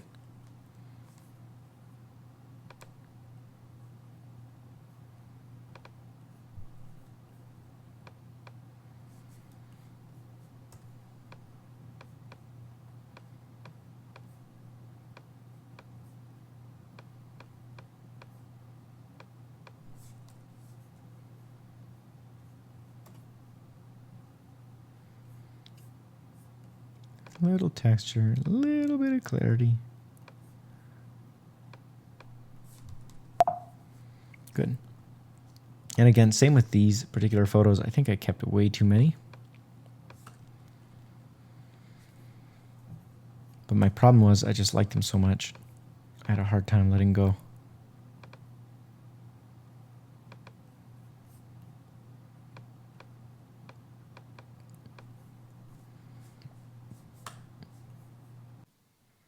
Cool. Now if I zoom way in, he has this interesting part in his hair that for whatever reason is just a little bit bright. So I'm going to drop the exposure on that, just blend it slightly more. Cool, cool. Leave that one au naturel. And we're back to the ceremony.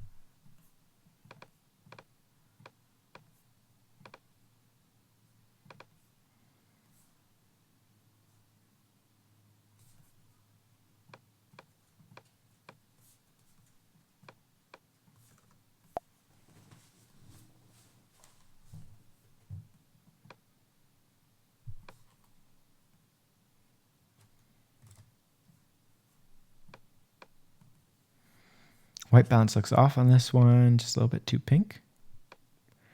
I'm going to try cooling it down. Oh.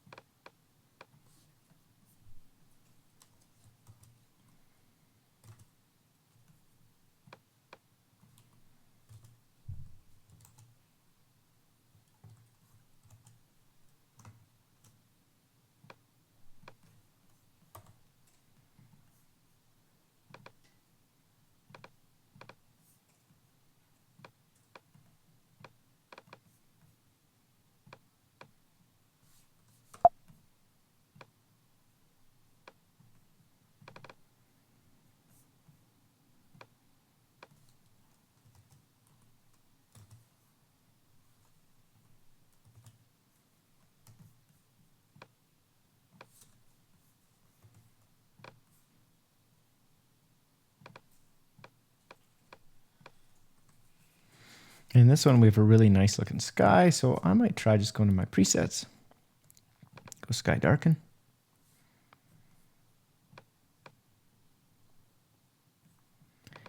And of course, Lightroom is just having a day where it doesn't feel like actually working. So that's fun. Okay.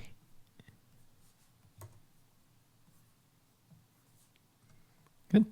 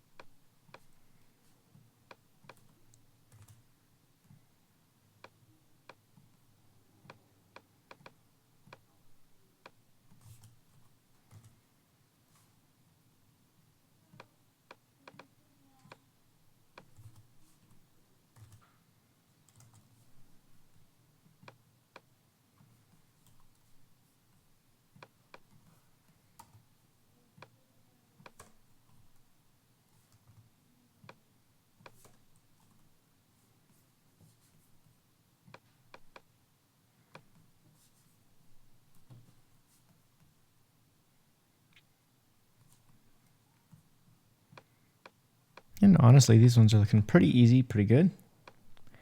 Just lower our contrast a little, maybe recover some highlights, a little bump in the shadows.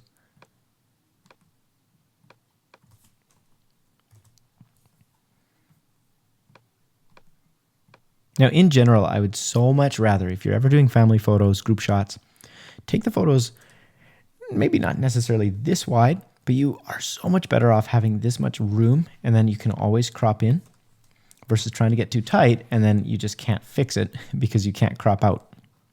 You can always crop in, you can never crop out, especially with a nice full frame camera, where you've got lots of room in the sensor, that if you need to, you can totally crop in as far as you want. Like the photo will still look good even if I go that far in. But if I'd taken it at this framing to begin with, I just wouldn't have had much room to work with. Nice little landscape.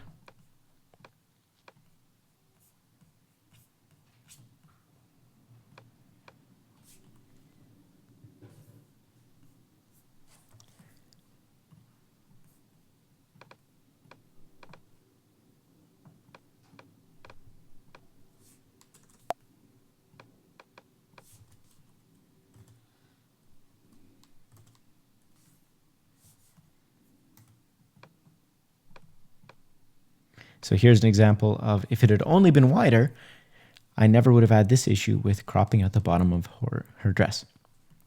So that's just something to be aware of. Always shoot wider than you need to, because you can always crop back in.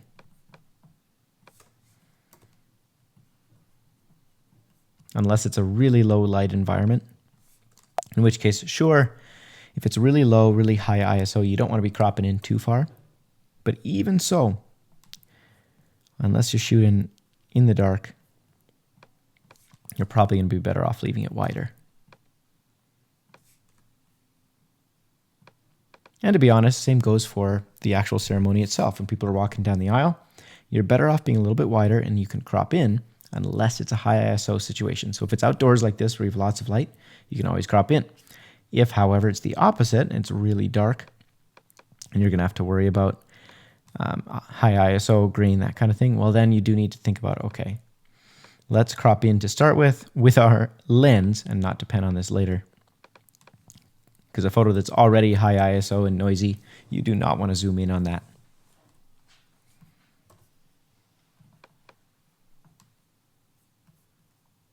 Come on. I do not know why it keeps kind of jamming up on me.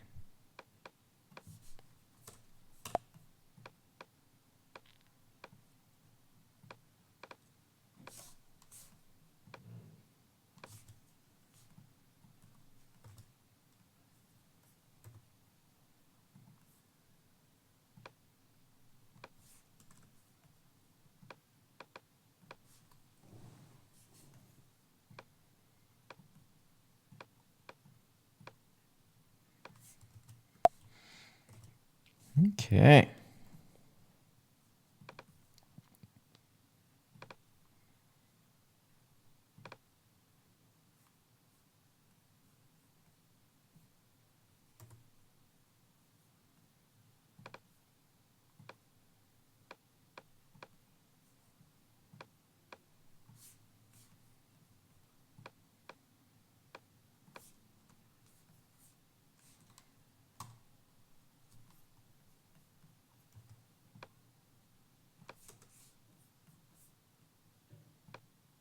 So here's an example of vibrance versus saturation.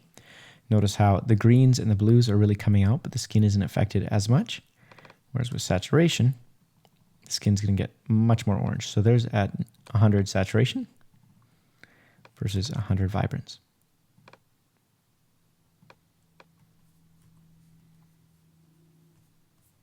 Meanwhile, back at the ceremony on the other camera, this one looks really sharp, so I'm going to take the texture down a bit, maybe even the clarity down a little bit, and warm it up. So you see this photo, to be warm enough, looks like it needs to be right around 6,000 Kelvin, whereas on the other camera, same exact weather, same exact shoot, just on the other side of this path, with a different lens, different body, wound up needing to be about 5,400 Kelvin. So every camera is going to be slightly different. Even the exact same body. This was both shot with Canon 5D Mark IIIs. But one just happens to be a lot warmer than the other.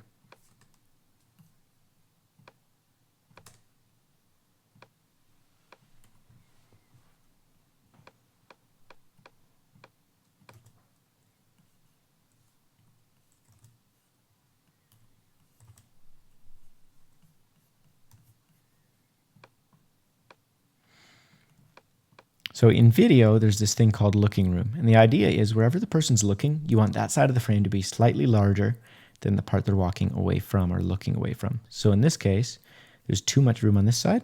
If I crop it in like that, now there's enough looking room. There's slightly more this way. And because his body's moving this way, the lines are leading this way, it just feels better. That's the theory, at least. Agree? Disagree? I don't know. Let me know in the comments.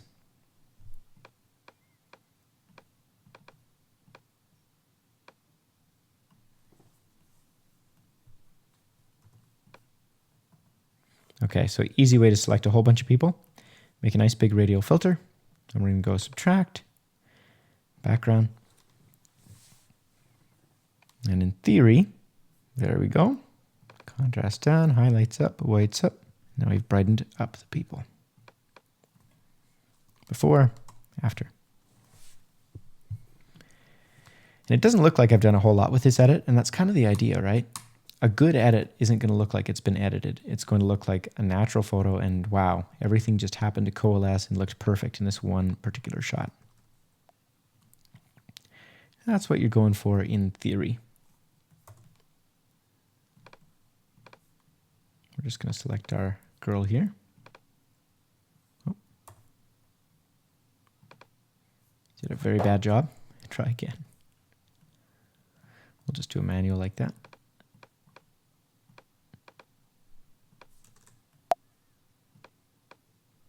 Okay.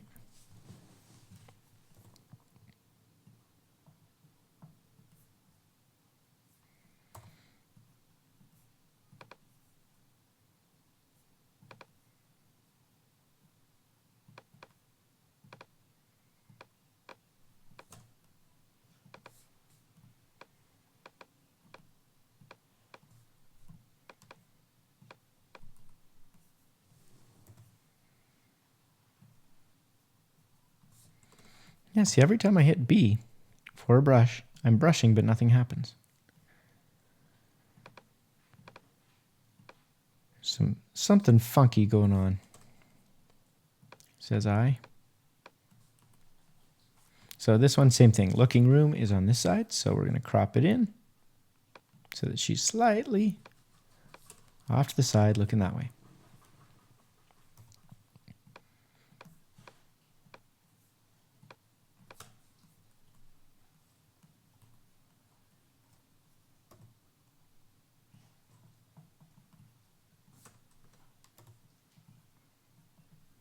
Come on, brush for me. Brush.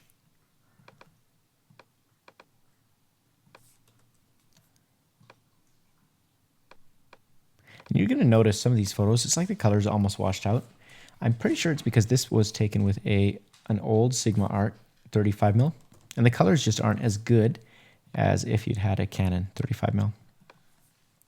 They're great lenses, and especially now Sigma's gotten better and better and better, but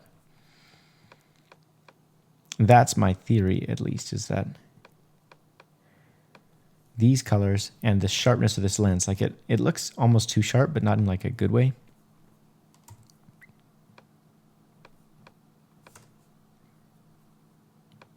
For the most part, it's awesome though, and bang for buck, it's unreal.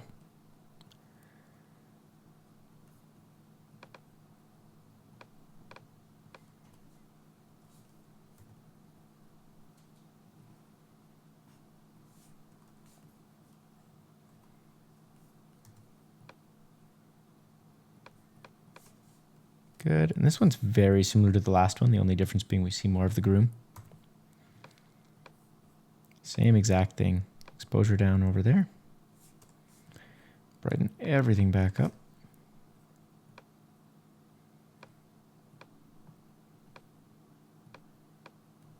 Here we go, before, after. And we can maybe make this roof a little bit darker.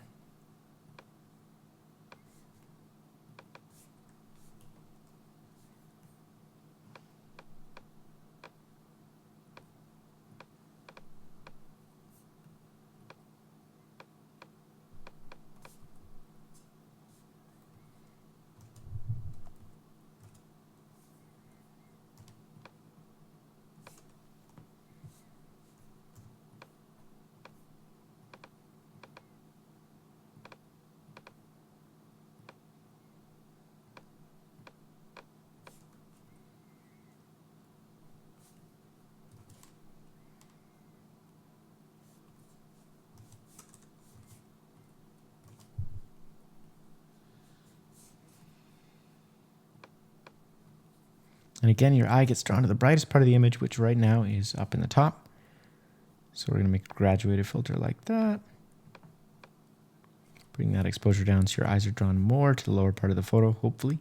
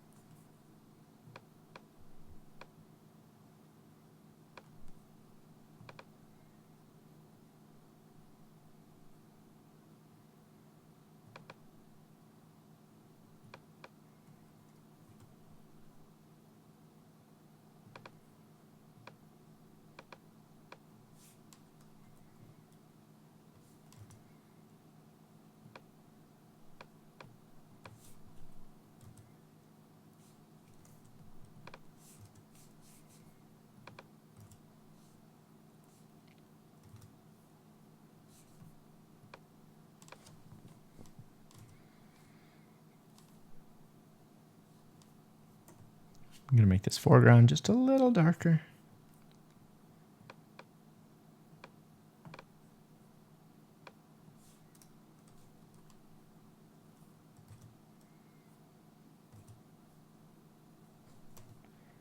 Same with this one.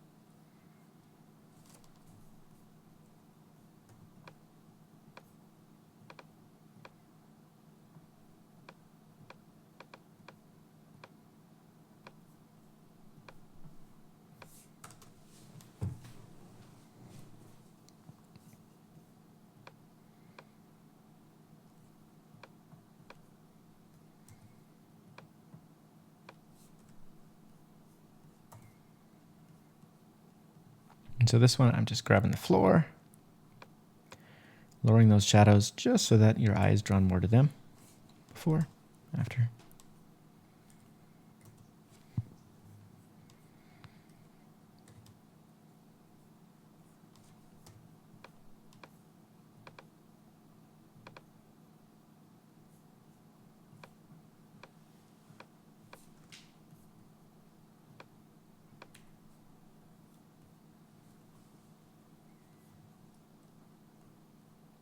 Very nice. Love this, except for the fact that they're a little too dark, so we can go to our presets.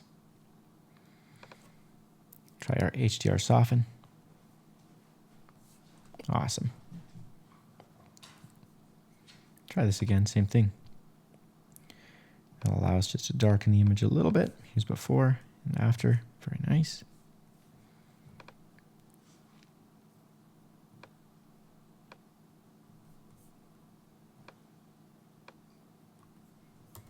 This is almost perfect. Just need to darken her dress a little bit right there.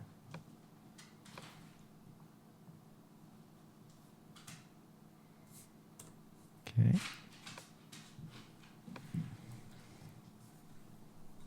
This one's obviously at an angle. I'm going to leave it because it's kind of a just fun shot.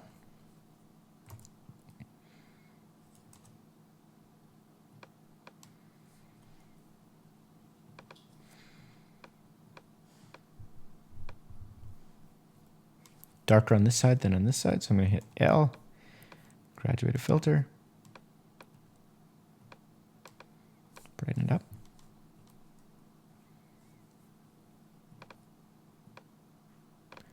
Same thing again.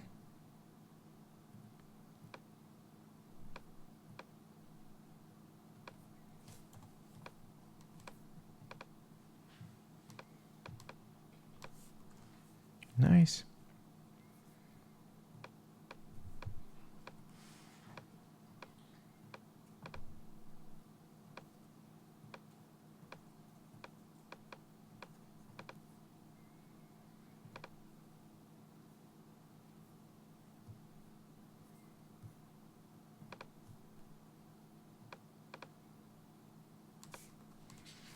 And again, I can push this, but I actually like the fact that it feels pretty natural to me. It's darker because it was a stormy, kind of dark day, and I like the mood.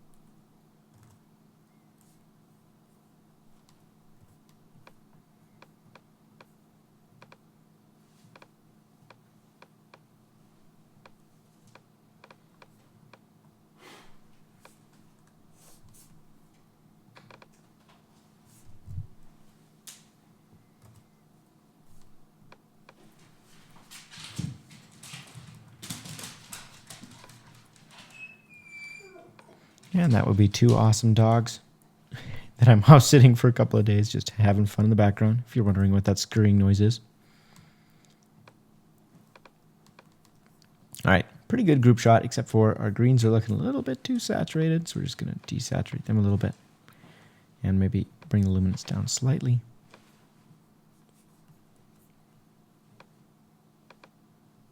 Good.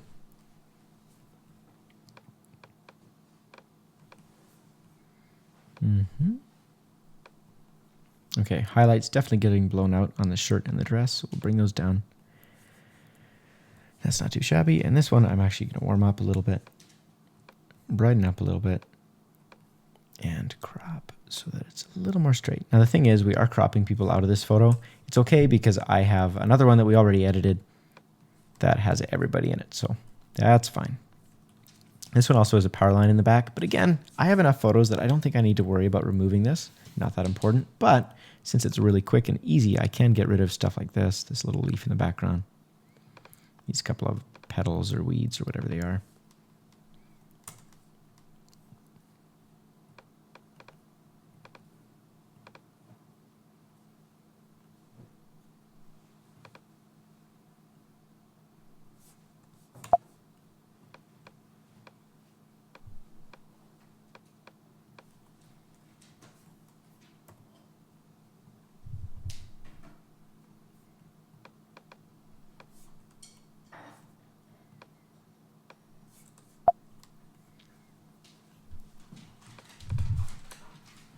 Nice.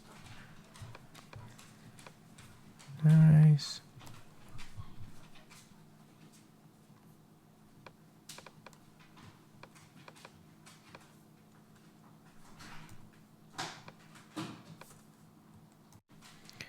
Motoring.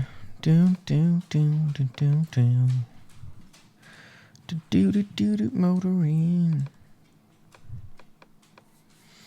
Now, the one thing about doing a tutorial like this, normally, I have the joy of being able to listen to some music, but today, not so much. Okay, that's too bright. Let's try this again. That's too dark. Find the middle ground. All right, looks pretty good.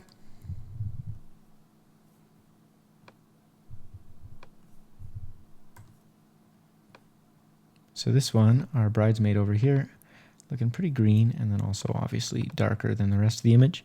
So we'll brighten this reflection up. Then we'll darken everything down, and in theory it should work. Not too bad. Just bring the highlights down on this area right here. Okay.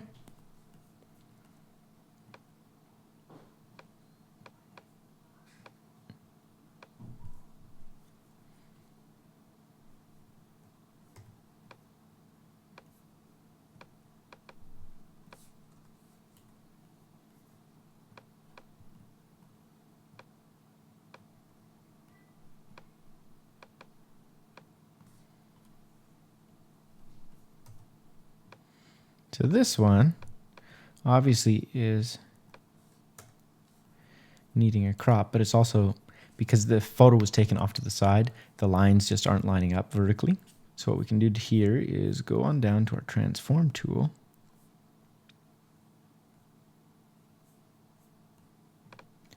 And go with auto. Lightroom is going to look at all these different lines and straighten them out.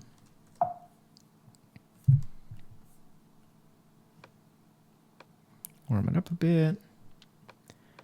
Recover some of those highlights before and after. And of course, this area up here, it's kind of got some weird coloring going on, and it's just not adding to the photo, so we can darken it down as well. If you ever want to cancel out yellow, just add a little blue. Cool.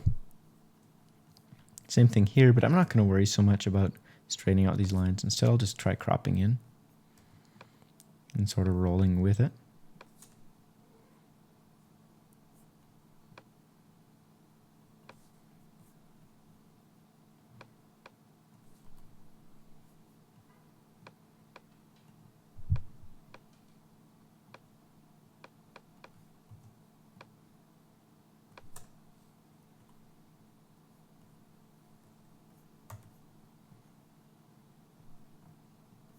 So I just want to brighten up all their faces just a little bit.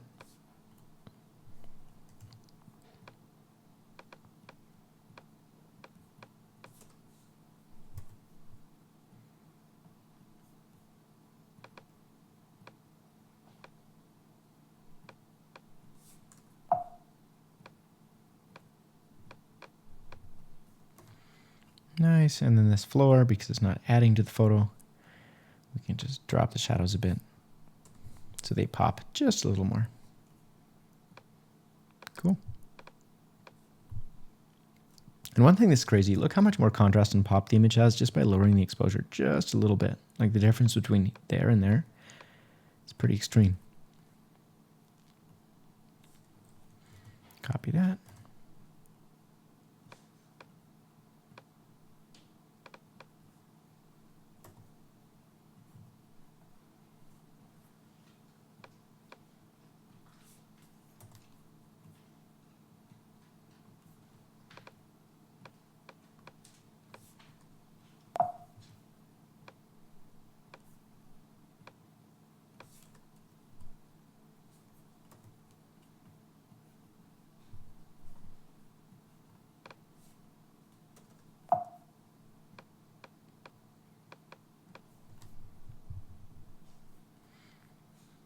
So what we could try here is go to presets and we'll do our HDR soften. Hopefully it'll grab everybody and brighten them up. Perfect, that worked all right. Take our contrast back up then, lower our highlights a little bit. Call it a day.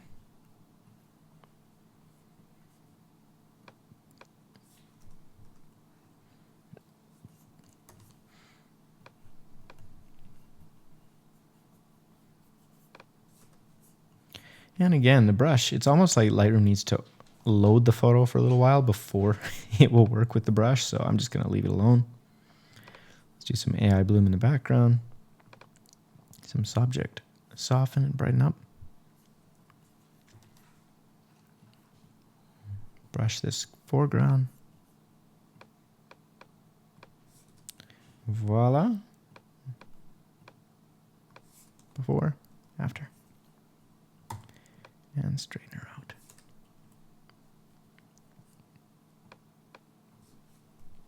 Love it. Just need to brighten everybody up. And of course, Lightroom is really struggling. Okay.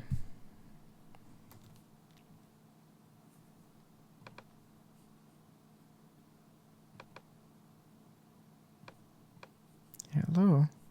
Okay, we'll just delete that mask. Okay. So I will say, if you want the least buggy version of Lightroom, use Classic. But if you like editing on your iPad and that's what you're doing right now and you're like, this is the best, well, to each their own, that's fine. There's just a few things on here that I think are a little slower.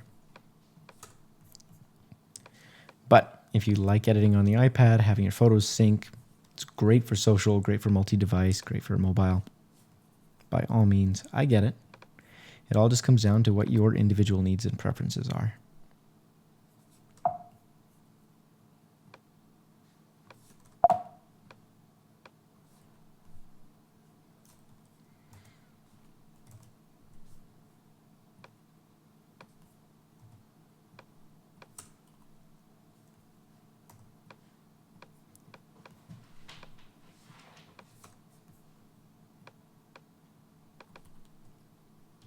Okay, so this one, kind of a duplicate, doesn't really add to the story, and it's crooked. This one's better. Go like that. Brighten up our subject. And voila. Better.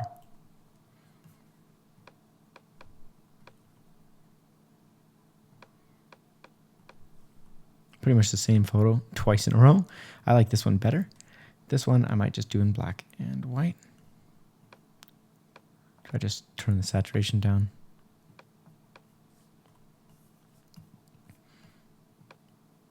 I do have some black and white presets, but Sometimes it's honestly as easy to just turn down the saturation. If it looks good, it is good.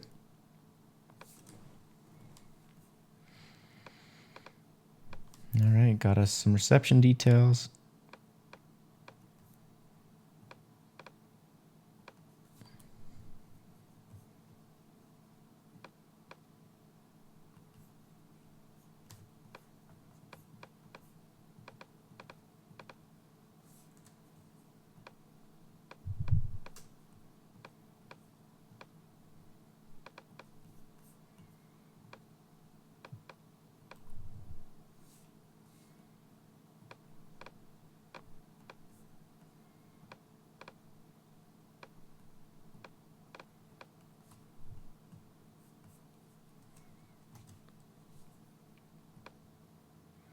And this reception is kind of tricky because they had big, beautiful windows, but they also had super orange chandeliers. So you have a really mixed lighting situation, which is why you might be able to see like the colors in these dishes. It's almost like a peach color because you have these overhead lights, the reflections of which you see, but then the main light is coming from the windows.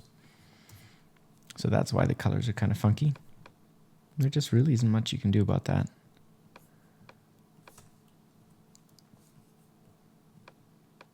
So here's an example, blue light coming in from this window, really orange light coming from this side of the room. So a couple things we can do. One, graduated filter like that, and just cool it down.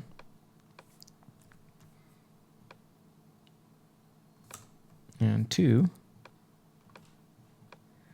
just desaturate the blues if necessary. But I think that almost took care of it. Here's before, here's after. If you wanted, we could warm up the entire photo just a little bit now that we've made it more blue. Looks okay.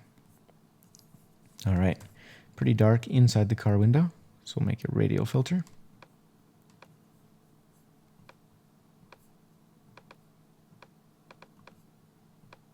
And then darken everything down.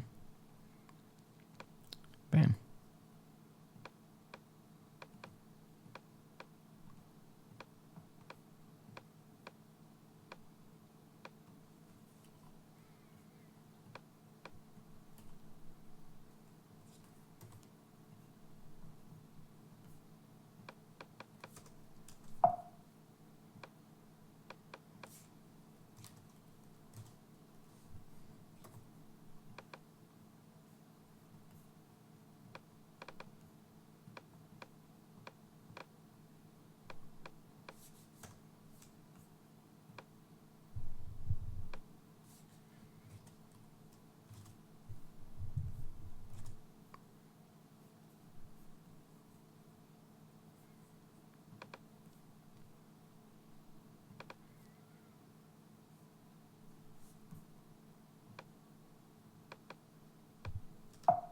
So see how much more pop I got out of the photo by having that extra layer on them?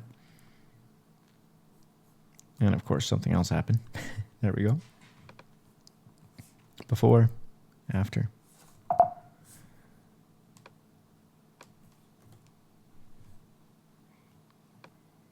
Darken down the dress a little bit.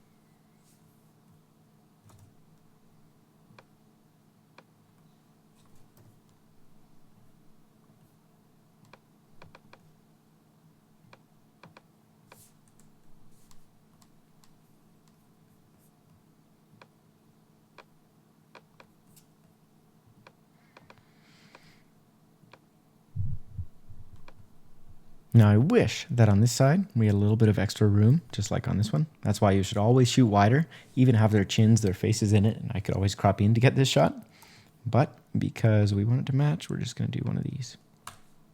Side note, if a girl is ever self-conscious about her arms, you can always crop into the arm like this, and then the arm actually will appear to be more slim. There you go. Looks good.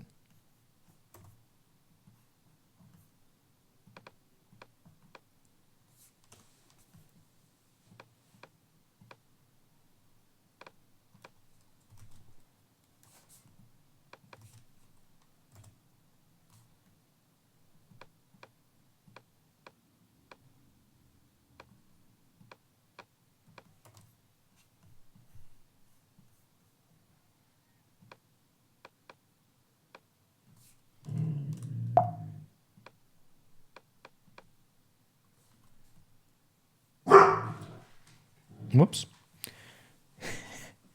Apologies for the dog. Somebody must be at the door.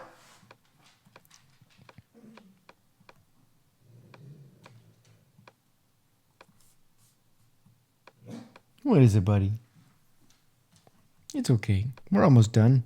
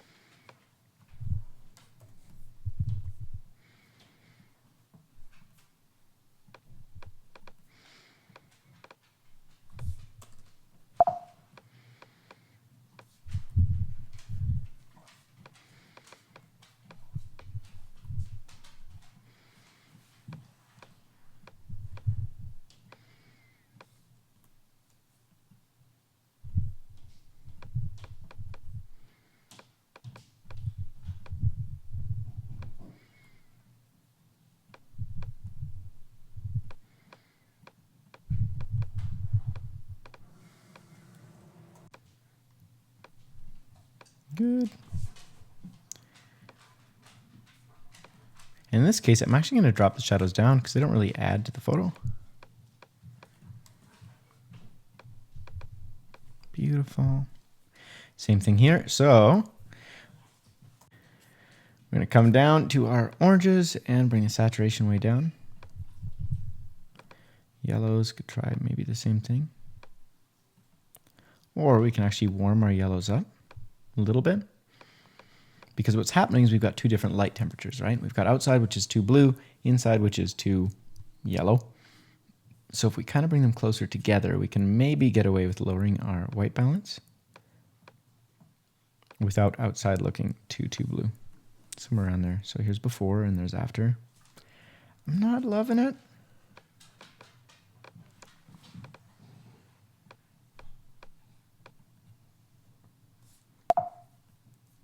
The other thing, of course, we could do is brighten it up.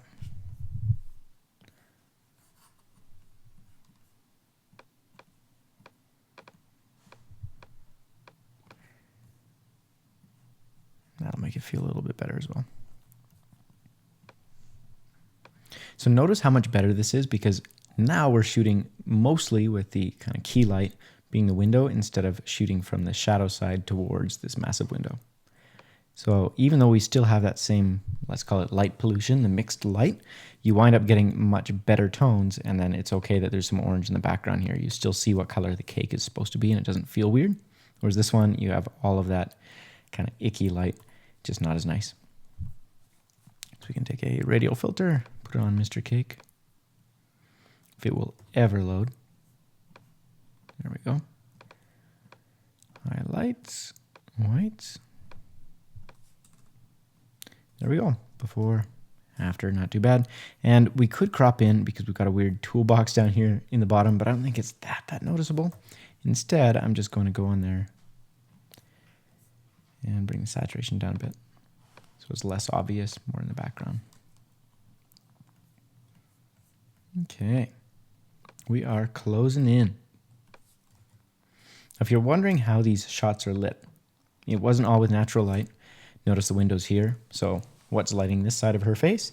There's actually 3 flashes in this room, kind of arrayed in a triangle around the room. And so you have a flash, let's say here, here, and here, if that's the center of the room. And then what you do is you sync them all. So you get a little trigger. You can buy them on Amazon for like 15 bucks. And you sync them all with the trigger and they all fire at the same time. And so the whole room gets flooded with light all at the same time. Versus if you're using a single flash on top of your camera, you wind up just having a little pocket of light in the room and you can't fill the whole room as well. Plus you don't get directional light if you just have one light on top of your or one flash on top of your camera. Okay, so this is a great shot, but obviously it's a great moment, I should say. So I'm going to crop it in, and that looks a little bit better.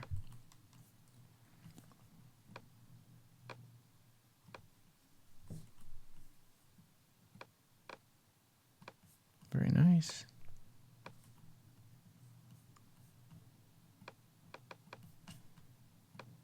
Okay, so another cool moment. They're driving this awesome car and their friends are coming in.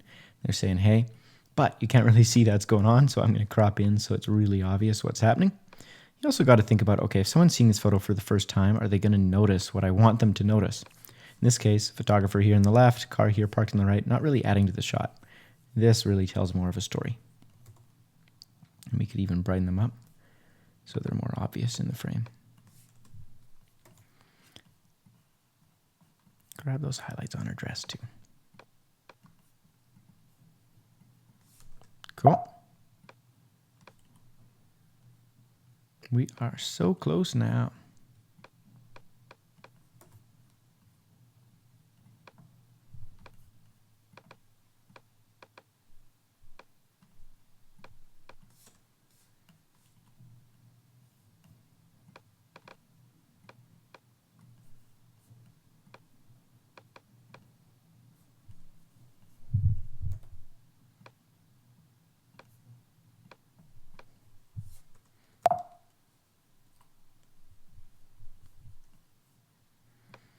And you can tell this is a different camera, different lens, because the color's very, very different. It's honestly kind of crazy.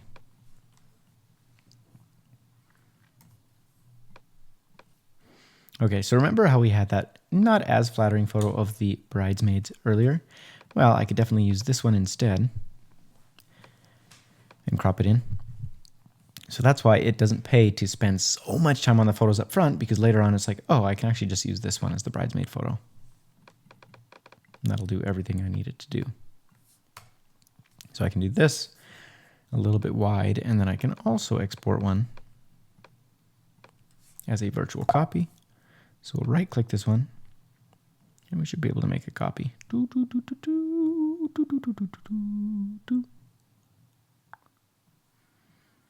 Duplicate. So now this duplicated version I will do cropped in, and we have a nice shot of our lovely ladies.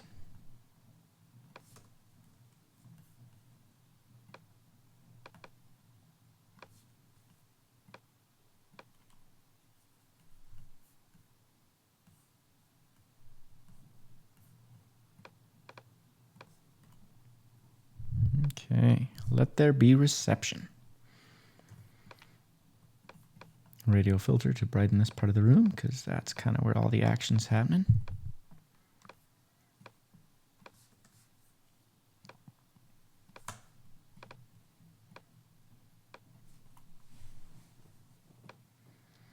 Same thing here. So I'm going to grab a brush, and obviously this part of the room, nothing going on, not adding to our shot.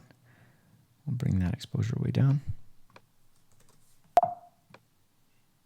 And we do have mixed light, so I could go in here, grab this, and also warm it up a little bit, because it's kind of blue compared to the rest of the room.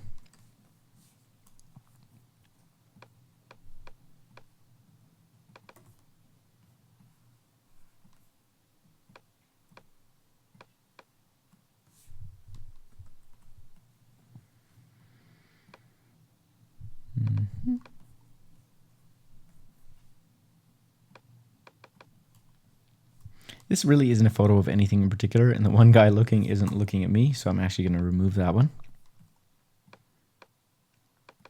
Now this is tricky because obviously our background is so blown out compared to our foreground.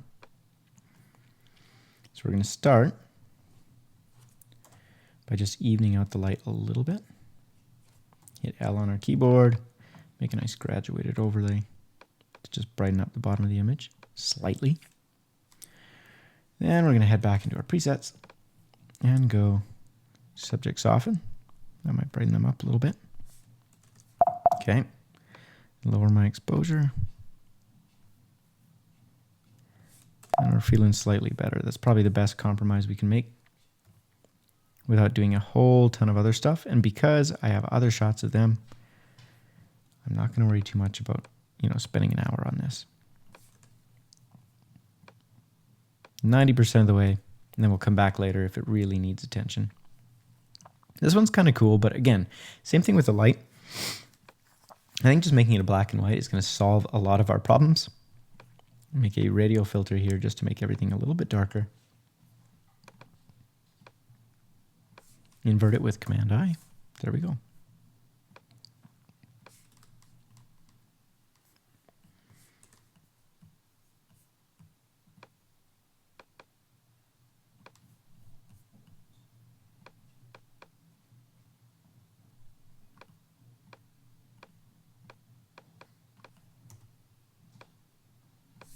I'm just straightening it for this line here.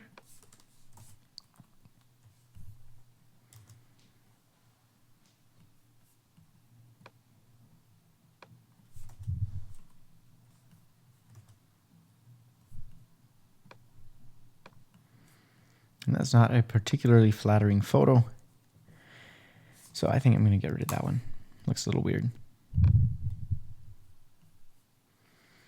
Now, at this particular reception, they had maybe 80 guests. So because it's a smaller venue, my kind of rule of thumb is anything under, say, 100 guests, I try to get a photo of every single person at that wedding. I have time, I'm eating, I've got a long lens on, literally sitting on the camera while I'm at the table, 7200, and then I will just pick it up whenever I see something interesting and take photos of the crowd, walk around, do that too, and nothing is going on.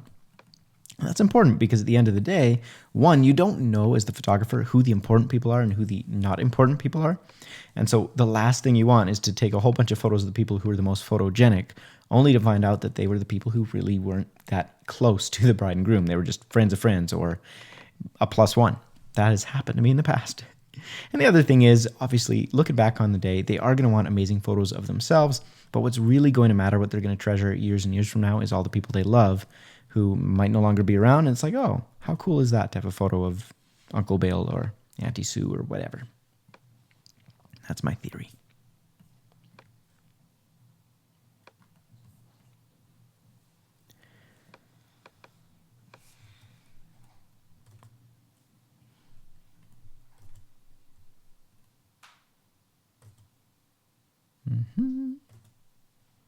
Best cake sequence ever. I'm going to brighten them up a little bit. And then obviously raise the exposure overall.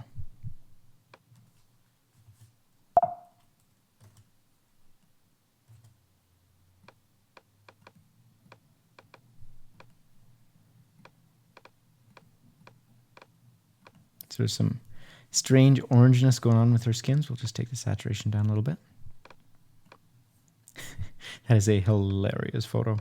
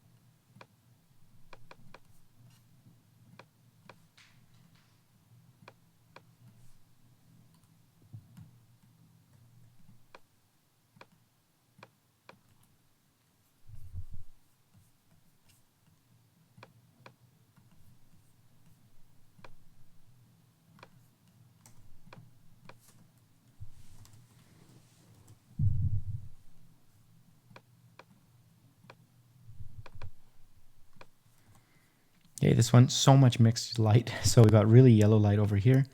Just grab a graduated filter and we'll make it a little bit more balanced. If Lightroom would cooperate. Not perfect, but better.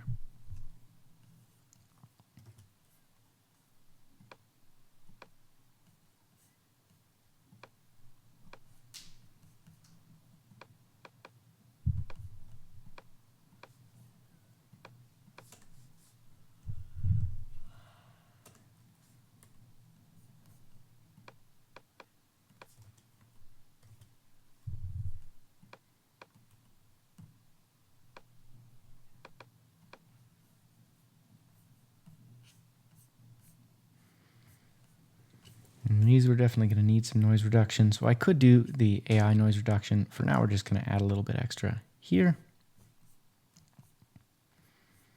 And we could also try just lowering the luminance of the blues or raising it. Or even painting on the areas that have a lot of noise and just lowering the dehaze and the clarity. Go in here, clarity down, texture down. That'll make it a little bit better as well. So obviously second pass, that's when I'll go through and worry about that other stuff. Because Lightroom's AI noise reduction actually does work pretty good. The only thing is it takes a long time for each photo. Okay, so again, we've got split light. You can see it's a lot warmer on the right than the left. So hit L, nice graduated filter, cool it down. And even brighten it up a bit. Then we can darken everything down ever so slightly.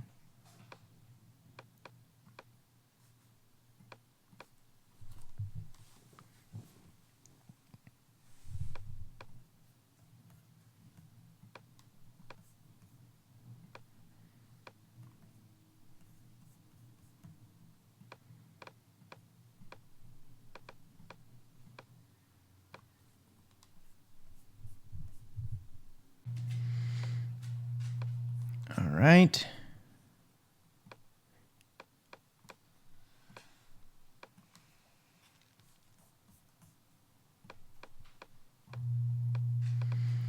Looks like the washing machine's kicked in above me, so if you're wondering what that amazing sound is that's just filling your ears with joy, that would be that.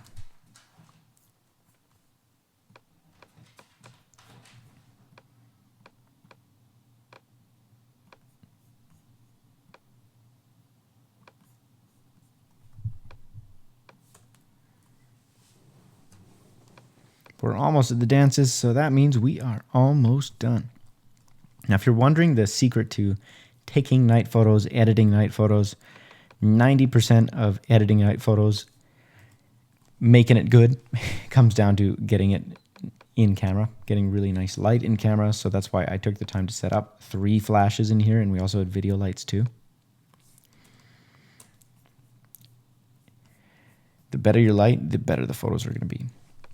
Now, tips, obviously certain presets work a lot better than others. I find I've tested a lot of different presets, and that's why I wound up initially even building my own, was because I found nothing I used worked very well across like all sorts of circumstances. They work really well when the light was nice, but then you try and switch to a more challenging environment like this, and they just don't work the way you expect. So my biggest, I guess, tip for editing night photos would be get it in camera. So use a flash. If possible, use some actual video lights for the dances and stuff. You just always want to have some backlight on them. That's really going to help. Shoot into the light where possible, and it's going to make your image a lot less flat. But when it comes to the actual edit, oh man, just getting your colors right. And it takes a long time, especially if you're dealing with a wedding that is less than ideal lighting. So just take your time. Take a couple passes at it. Don't feel too much pressure to get it perfect the first time, because you're going to give your eyes another chance to look at it after you finish once. Okay, so this one, pretty good. I'm just noticing there's some coloration on his teeth.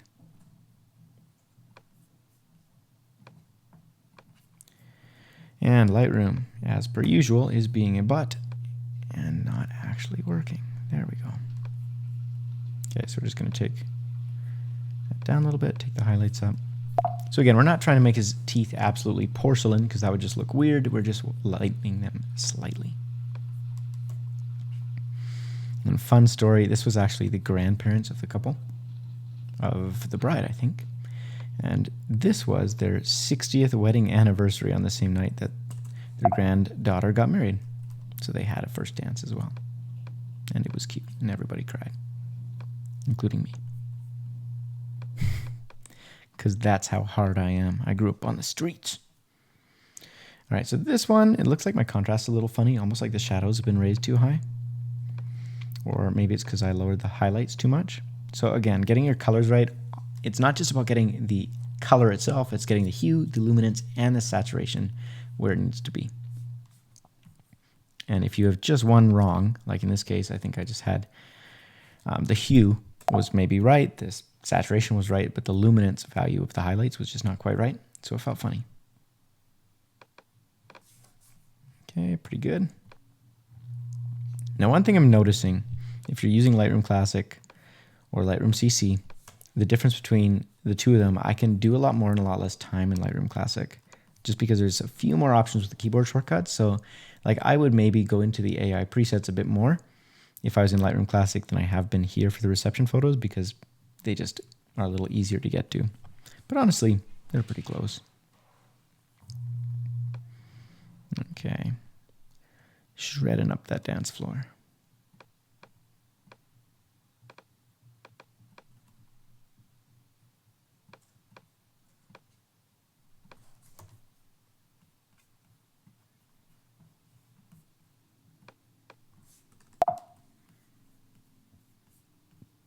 Cake eating, part 2.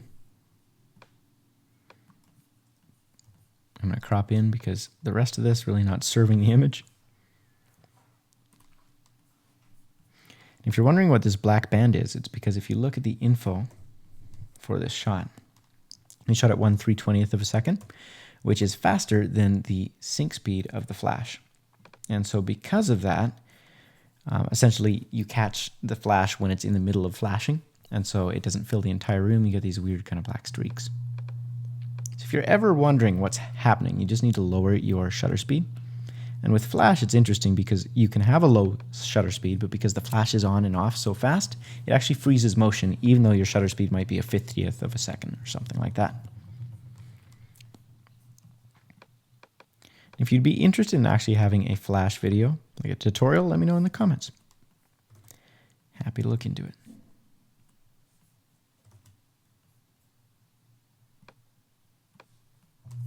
Again, we're going to crop in on the action a little bit more. We had 2 photographers, so it just made more sense to have one guy go wide, one guy go tight.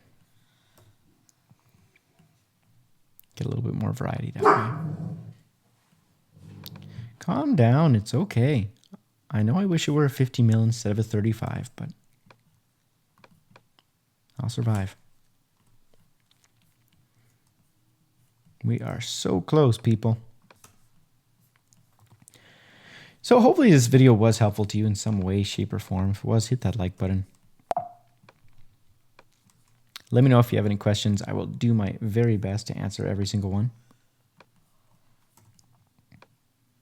And if you want to check out these presets, get a discount, whether that's on the AI presets or the Clean and Classic presets, happy to do that too. I'll leave that in the link below. Okay, so there's way too many pictures of this cake situation. So again, on the second pass, you're going to narrow it down even more and say, okay, we've got 30 pictures of this. So either make it into a GIF, which would be kind of fun. I'm always looking for ways to make it more valuable, to give more to the client than they expect. So that's like a nice little bonus. Or just pare it down to the very best photos in there.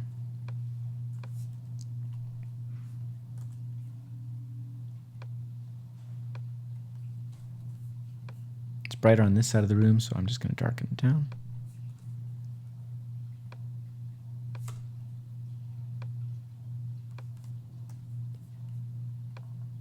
And crop in.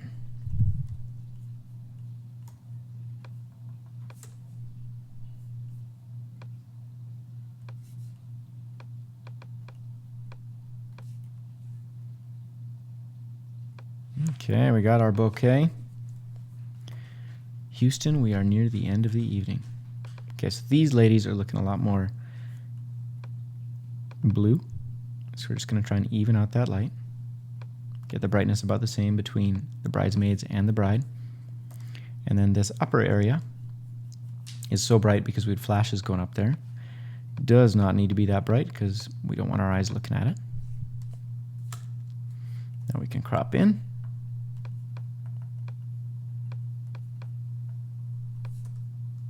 Voila. And I'm not as concerned about getting this super pretty because it's an action shot, right? It's supposed to have some grit. Do the same thing again. Again, this is one of the things in Lightroom Classic, I could just copy this adjustment layer, save some time. with Lightroom CC, I found myself doing the same thing on each photo, even though I don't need to, like it's overly repetitious.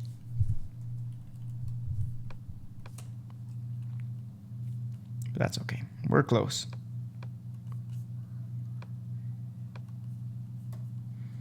Okay, center of the attention.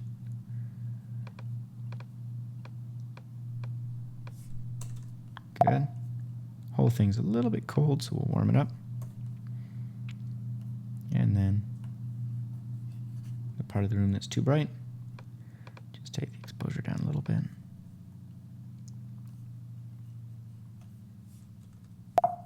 Okay, before, after.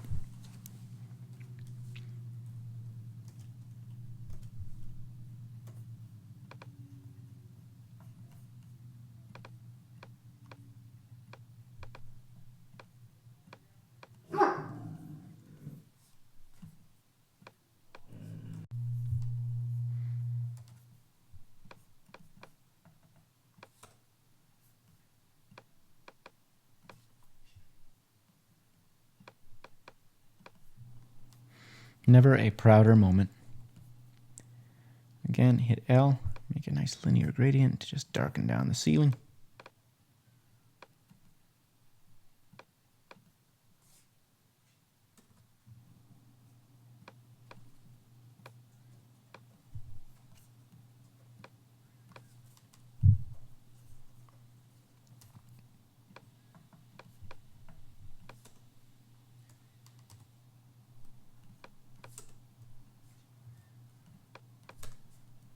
Somewhere around there.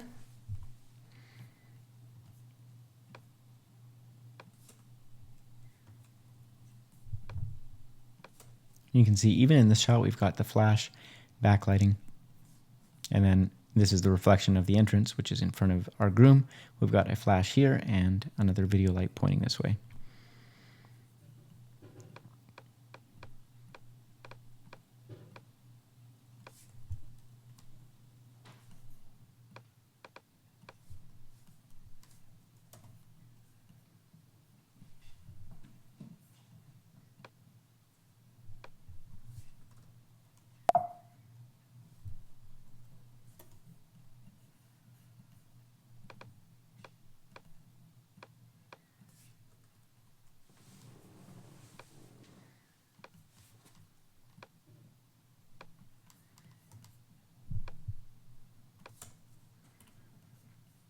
I always feel like I should be singing the first dance song or something when I'm editing these photos. Lost in the moment with you. Something like that. Come on, brush, you can do it. Okay.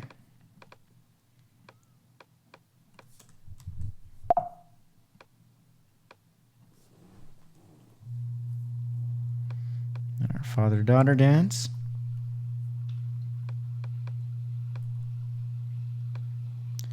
Mother-son dance. And again, we're just doing a quick edit here.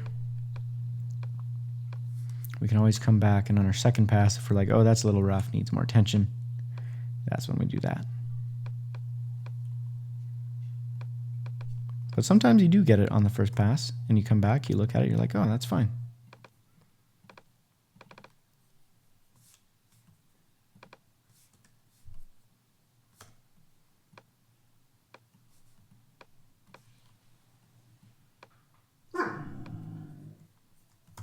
I know. Somebody is ready for dinner.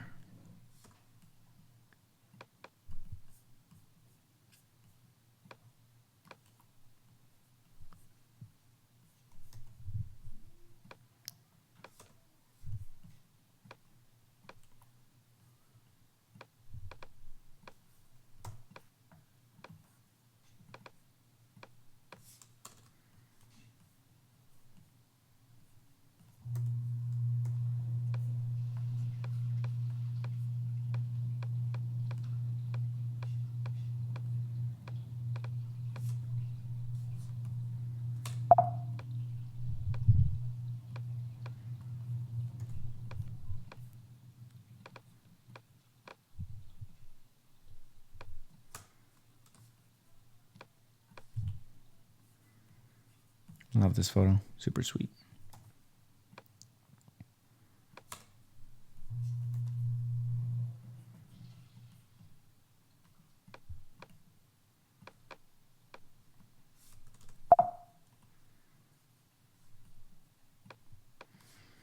And then things be bumping.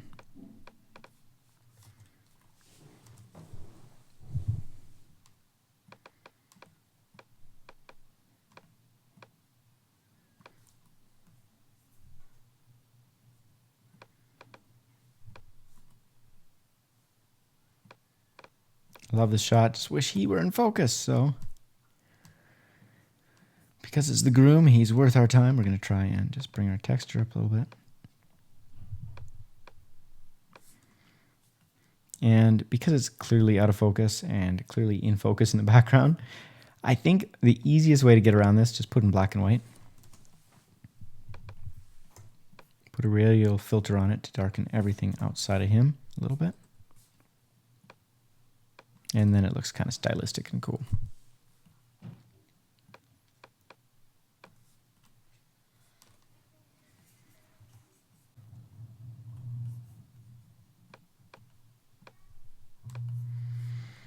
All right, and then we have 2 bonus photos at the end that somehow the timestamps got edited, so that's fine. We'll just edit those, and that's that. And just so you know, in case you're wondering, this particular shot, if you look, it almost feels like it's been taken from high up, and that's because it was. And I didn't do this with a drone. I actually did it with a really, really long monopod, which is basically a selfie stick for a DSLR camera. So if you're ever looking for a kind of creative angle, you can extend these things like 10 feet up in the air, hold them up, and get a vertical shot. The only problem is, obviously, you have to put your camera on a timer, and then you also have to just take it 1 photo at a time or put it into 3-mode burst on a 5-second timer. So you don't really get to see, and you have to take about 15 to get one that looks the way you want it to look. Anyways, that does it. That is editing an entire wedding from start to finish in the new Lightroom CC by Adobe.